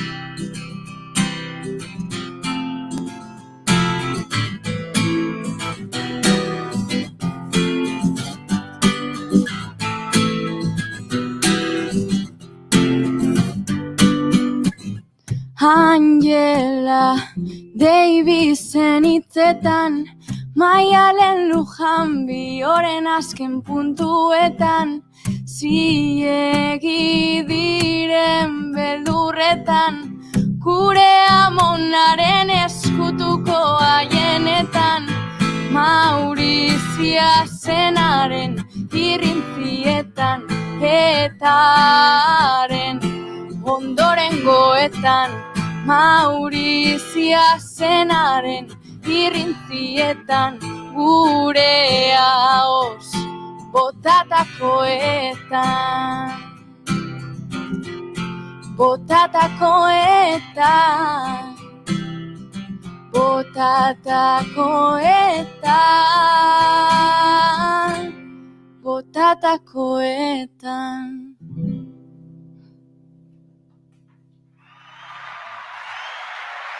Etxarriri gustatzen zaizki gure txaloa, baina guk ere txalo egingo dugu. Bai, sartu ditu, baina kaskoak ez baituzu jartzen ez dituzu entzuten, Etxarri. Bueno, hor entzun dugu lehenengo kantua, gitarraz lagunduta, kamara kokatuko bere tokian, eta berri hori Idoia Surmendi gurekin izango da bigarren kafearen saio akustiko hauetan, badugulako gehiago entzuteko, baina lehenengo kantua aurkeztu digu, eta hor agertzen dira, erreferente batzuk, agertzen da Angela Davis, agertzen da Maurizia, eta haren ondorengoak, eta beste erreferente mordoa ere, badauka pixua hitzetan ere Idoia kantu honek. Bai, hori izan ideie. Proiektu izen zan azaroak 25-erako, indarkeria sexisten aurkako egunendako. Eta hori bildu nintzen bertsolari Xabikin, eta Bisonartien ingen kanta. Eta oso gustura erantzuna segiz esan.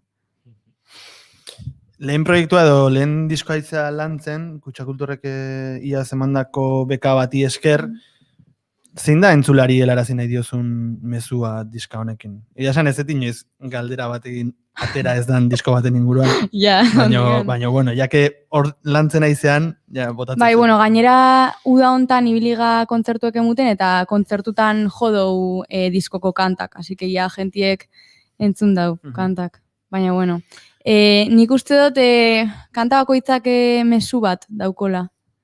Batzutan oso argixe da, honetan adibidez nahiko argi ikusten da. Beste batzutan norberak interpretau aldau gure dagoen bezala, baina uste dut hori dela nik bilatzen dutena, apur bat pertsona bakoitzak kanta entzuti eta bere, beria itxie. Zerbait sortzea edo zerbait piztea gutxinez. Pedagogia musikala ikasten izan musikenen, bigarren mailan, okerrez banago. Ze garrantzia esango zenuke daukala pedagogiak belaunaldi gaztei musika transmititzerako orduan? Ostras. Txarri, gauzat esango izute, Jago Bastia Zarankortak idatzi du, berak ere. Aupa Idoia! Nire irakase izen zan aurreko urtean. Jagoa, bai. Saiontako lagun ere bada, nik askotan, horrela, musikaren historian inguruan zalantza dauzkadenan, da, Jagoba, jakingoek, 19. mendeko hasieran Euskal Herrian, ez da, inoizen musika entzungo teguan, da. Eta beti harrapatze du, eta oraindik pendiente dute berak eta Iñar Sastrek harineketan proiektu berria orkestera etortzea gurera, piano afinaduta daukagu, Jagoba, Iñarrentzat, eta txistu ere horrek afinatuko, seguro. Hori da. Denbora pixat eman dizut Idoia, erantzuna pentsatzeko. Bai, ondo torri jat. Zorreatik, Eskerrik asko. A ber, hombre, nik uste dute hezkuntzan orokorrien musikak badaukola bere leku, leku hori itxen gabiz, gutxinaka, nik uste dut. Ez daukegu, nik behintzat bai eukidote errez hau, baina nire aurretik zetozenako lan ez hauien eukiain errez. Nik uste dut holan badala eta prozesu bat dala. Orduen, gero nik be musika terapia bezala ikusten dut, orduen importantia pentseta jate gure ondoren guei hori transmitiruti eta... Bai, bizkat, esan dezunetik jarraituz edo, esango zenuke belaunaldi gazteek edo datozenek ez dakit musikarekiko interesa galdu duten, baino agian erreferenteak falta direla nabari dezu? Hombre, ez dakit esaten, baina egize da oin errezau dauela bebai musika entzutie. Lehen baino, ine interneten segitzuen sartzen za eta alto zuen zuen edo zin musika orduen, ba ez dakit moda kontu edan edo, baina ez dakit, referentiek igual bai aldiez, murriztu edo, ez dakit. Nik ikusi deten azkeneko joera edo, eta orain Unai Jimenezekin trap eta guztionekin lotuta ikusi detena dagoela nihilismo punto bat, esango nuke nihilismoa modan dagoela. Ez dakit hola dan. Baino, behintzat, badago joera bat... Barkatu, segundo etxarri. Esango nuke nihilismoa modan dagoela. I punto etxarri. Egia da? Bai, asko uso zait. Ez que egia da. Buklean jarriko, Nezu, hobeto esatea, hola... Bai, grabatuta aukitzeko. Nihilismoa, modan dagoen zerbait da. Perfecto, Txarri. Buah, kortu jateako etia. Ez, eta izu iruditzen, nik bintzat sentsazio hori dakat. Eta gainera kuriosu eda, niri pentsa da jate, igual da nik ikusten dutelako, baina dauz artista mordo bat, eta jente gazte mordo bat da biena, ni bezala, ez? Gitarra hartu eta ez dakit, musika jente asko kitzen dagoen, baina... Ja, gian da eskuragarri gehien dagau momentuan edo, ez? Kontrako, pendulu efektua hindu, ez? Baliteke. Ba hori. Ez diazu musikei jartzen, ez diazu alfombrai jartzen, sin más. Baina musika idoiak egiten du. Ja, zentratuko naiz. Bai, mesedez. Galdetu nahi nizun, badagon, gaur egun pedagogia musikalean edo, badagon joerarik edo metodorik edo balin badago zein den gaur egun indarrean dagona edo. Hombre, dauz metodo desberdinek. Guk adibidez, 4 urtetan zierre ikasten dugu metodo desberdinek, eta metodo bakoitza, danak bezala dauko bere alde honak eta bere alde txarrak. Igual metodo batek, ez dakit,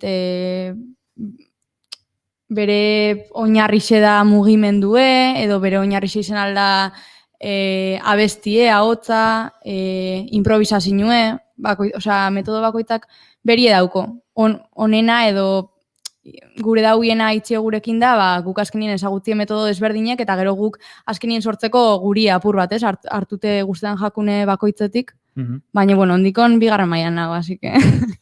Ez zenuk esango, adibidez, nihilismo atrapean modan dagoen bezala, ez zenuk esango pedagogian bat gaientzen danik. Eszeptizismoa, kaso. Ojo. Ez que gaur eszeptizista xamarre hon gara, Hume filosofoaren inguruan aritu gara, eta nila nago etxarri laugarren kafea behar. Ez dakit, igual ja zea pasatu itentzea roskaz. Eo zine monetan. Aurreko katalaneko filosofikoa gatu zen, gaur ez dugu filosofia. Venga, vale. Ez gara zentratuko. Asko jota nihilismoa makarrik. Nihilismoa eta... Ni bi filosofakin bizinaz, así que... bai? Filosofia ya... Ostras. Igual... Torre baltzan aurreko astean. Aurreko, bai. Edo etor daitezela beraiek beste batean. Hori da. Bueno, asko interesatzen zaigu gai hau, baina zentratu behar dugu zure lanean, idoia. Zein da ekarri diguzun bigarren kantua, zer konta diezagukezu abesti honi buruz eta ze instrumenturekin defendatuko duzu. Vale, urrengoe pianuaz jokot. Eta da poesia idazten dagoen lagun batea sortutako kanta bat, Maria. Eta deitzen da Aulki jokoa. Eta gaixe, pentsau aldozu igual nahiko itxixe dala, baina nik uste dute gero norberak eruten dauela bere terrenora. Apur bat, aulki utxendako edo nik holan iztentzuet. Gero bakoitzak atera bezala.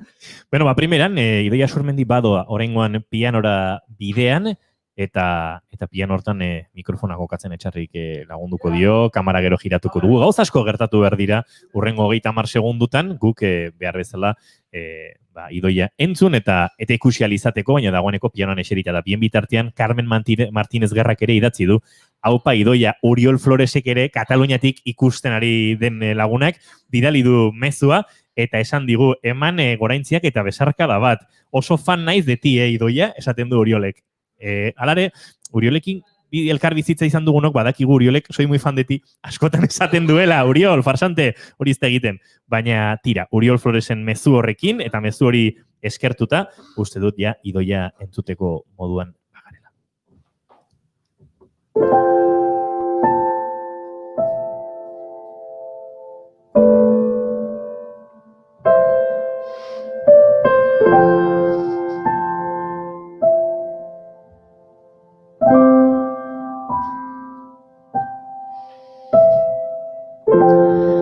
aulki huts bat dago,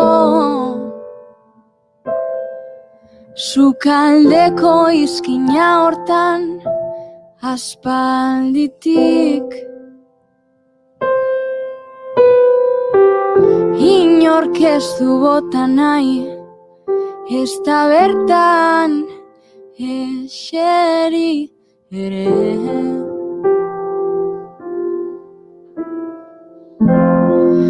Atzo ustu zen Elizako 5. lerroko lehen eserlekua. Taia ez du inork beteko igandetako mesetan.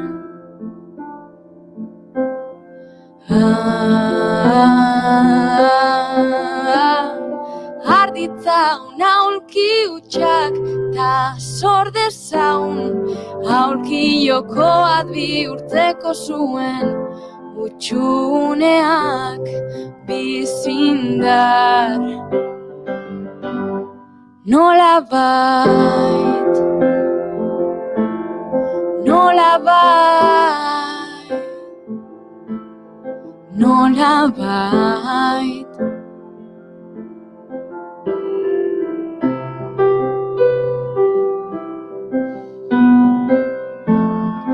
Ta zenbat okupatu dezaken ez dagoen zerbaitek. Hutsune batek irensten gaitu, ekaitzik handienak bailitzan. Ta gaur gure txikitik, gure izanetik, ta ezinetik, ardezagun atxeden aulki hutsetan. Arditzagun aulki hutsak, ta zor dezagun, aulki jokoat bihurtzeko zuen utxuneak bizindar. Arditzagun aulki hutsak, ta zor dezagun, aulki jokoat bihurtzeko zuen utxuneak bizindar, bizindar.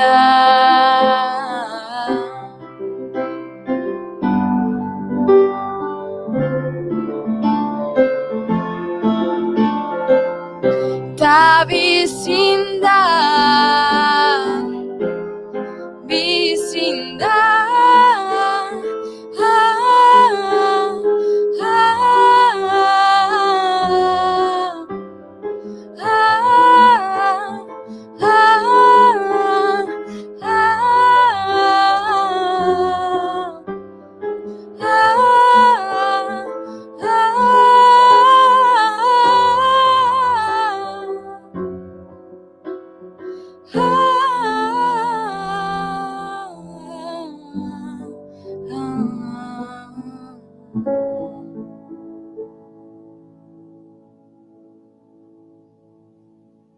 Uste duzu etxarri txalo sintetikoak sartu daitezkela honen ondoren?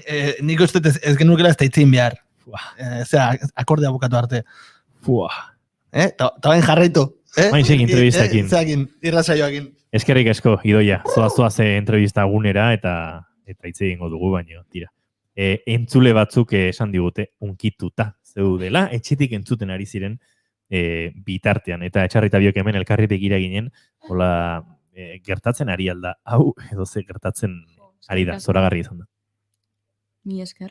Zuri, eskerrak, zuri eman dizkizugu eta ez alderantziz. Bigarren kantu hau, aurkeztu dugu, zertxo bait, entzun da gero, akaso gehiago murgildu gaitezke, kantuan. Zer du eskuartean eta hotxean Idoiak kantu hori kantatzen ari denean? Indarra, batez be, eta Ez da tristura, baina utxune hortatik indarra esango neukenik. Amorru puntu badago? Ez gehiegi. Ez neuke, oza, ez dakit. Hainbestekoa da indarra batzutan Bai. badirudiela. Baina ez, bueno, ez dakit. Amorrue, eske amorrue holan... Bai, badirudio oso kontzeptu negatiboa dela, hau donapeian iznitu gure emozioterapeutarekin seguraski berak izango zuen hitze egokiagoa, hau aipatzeko. Baina, tira, jarraitu, txar. Ez daka amorrutik, Asensio. Garbi geratu zait. Bueno, zuke amorrue sentitzen mozu aurrera. Ez, nik ez, baina, bai, ez dakit, akaso da indar deskontrolatu bat, ez? Ikaragarrizko indarra, eta hortik... Hori izan leike. Bai, akaso amorrua ez da hitza. Amorrua, esaman ez zuen, erderaz esaten, haztelo mirar. Horre... Amorrurik ez dago, baina ez horre amorruek ustezu, así que... Bueno, baina lehen esan dugu bakoitzak abestiaren atzean. Sentitu behar duela nahi. Horretik esaten dut, haztelo mirar. Bueno, oain pixkat, zuzenekoi begira jarrita, lehen aipatu degun bekari esker, Ilun eta Bar proiektua azaltzea gustatuko litzai dake. Udontan 14 kontzertu eskaini dituzue, nondi dator proiektu honen ideia? Proiektu hau hasi izan aurreko urteko azaruen, bieldu zuztela lagun batek link bat, eta nik ezer jakin barik esazten, gaur da azken egune apuntetako eta proiektu bat aurkezteko. Presentaunen ezer jakin barik. Ez nakitzen zezan, ez ezer. Eta da kutxa kulturrek, urtero emuten dau beka bat Euskal Herriko, uste dut, Euskal Herriko 6 taldei. Hori proiektu bat, proiektu baten laguntzeko, eureke kriston laguntza mundu guztien niri adibidez. Eta ni aurkeztu nintzen bakarlari bezala, gitarrez eta pianuaz, eta, hori, jauen dela urte batzuk, hasi nintzen Mariakin, lehen esan dutela, kanta batzuk sortzen, eta apuratoria aurkeztunen. Eta guztau jakien, eta aurrera, oso posik. Eta hori, ni bakarlari bezala hasi nintzen, baina lehen Uriol eta Andoni agertu dizela hortik, eskaini zien laguntzeko Uriol Flores, Andoni García eta Joanes Ederra. Haze irukoa, Joe. Bai. Nola, holako musikariak inguruan eukitan nola garatu dira edo zuke sortutako... Izen da oso erreza, oso errezin daue. Eta niretako gainera ez, musikari hasi berri bezala, baina auken kanta batzuk ja inge, baina izen zan, bildu gitzen egun baten, eta azkenien apostu bat izen da hau, danun partetik, proiektu berri bat, eta oso ondo. Ikesidot pilo bat, amangana joeten itzen ensaio bakoitzan hostien esaten, ama gaurrik esidot, ez dakizer berriz, eta oso izen da super esperientzia politxe, eta hori bai, udan aukidou kontzertu pilo bat, así que super posik. Hona izan da hori, COVID-ak bota ez dituenak, eguraldi txarrak ere bota ditu. Ja, bai. Ni banituen sarrera batzuk lortuta kontzertu baterako, eta... Eukidou hor momentu kritiko batzuk, egualdixaz, eta bestelan ezin kejau, baina... Okerazan, txigidalekun jotzeko azinatenean, kontzertura bertan bera geratu zen. Atzeratu zan. Eta nik atzerapenean jazino. Claro, es que zuk ez da kasu denbora libre. Egun hortarako moldatu nintzen primera kontzerta ikustera joateko. Inguagatik, atxaldia libre eukita. Bai. Gertatzen dira horrelakoak. Bueno, 7 minutu arratsaleko 6etarako. Ostras! Azken kantoren aurretik, harinarin behar dugu. Gidoi asko zenuen oraindik etxan. Bai, salto ingo dut. Abenduaren 12ko kontzertuari helduko jogu, azkeneko galdera bezala. Ze pasako abenduaren 12an?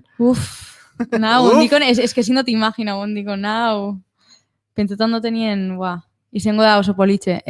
Euskaldunan, antolatu daue kontzertu bat, Gora Bihotzak, deitzen da, eta egongo dieze artista haundi asko. Bertan egongo dia, Inaute Lorrieta, Zeamaiz, Izaro, Zeta, Kermen Uribe... Hori da, Euskadiko orkestak. Eta Bilboko orkesta sinfonikoa atzean. Eta Fernando Velázquezek eginako konponketak. Duela gutxi bere urte betetze izan zen gainera, Velázquez. Aurreko astazkenean. Ez dut ezautzen. Baina aipatu genuen, etxarritza goratzen. Bai? Venga, igual dio, aurrera. Azkeneko kantua helduko dugu, eske ya demora gainago, segur. Bai, hasi garra relajatu xamar eta tira. Ja. Filosofia esberbetan. Bai, nihilismoa dala, esteticismoa dala. Viejo refranero. Bai. Ondik dator kantua? Nire aitita, viejo refranero.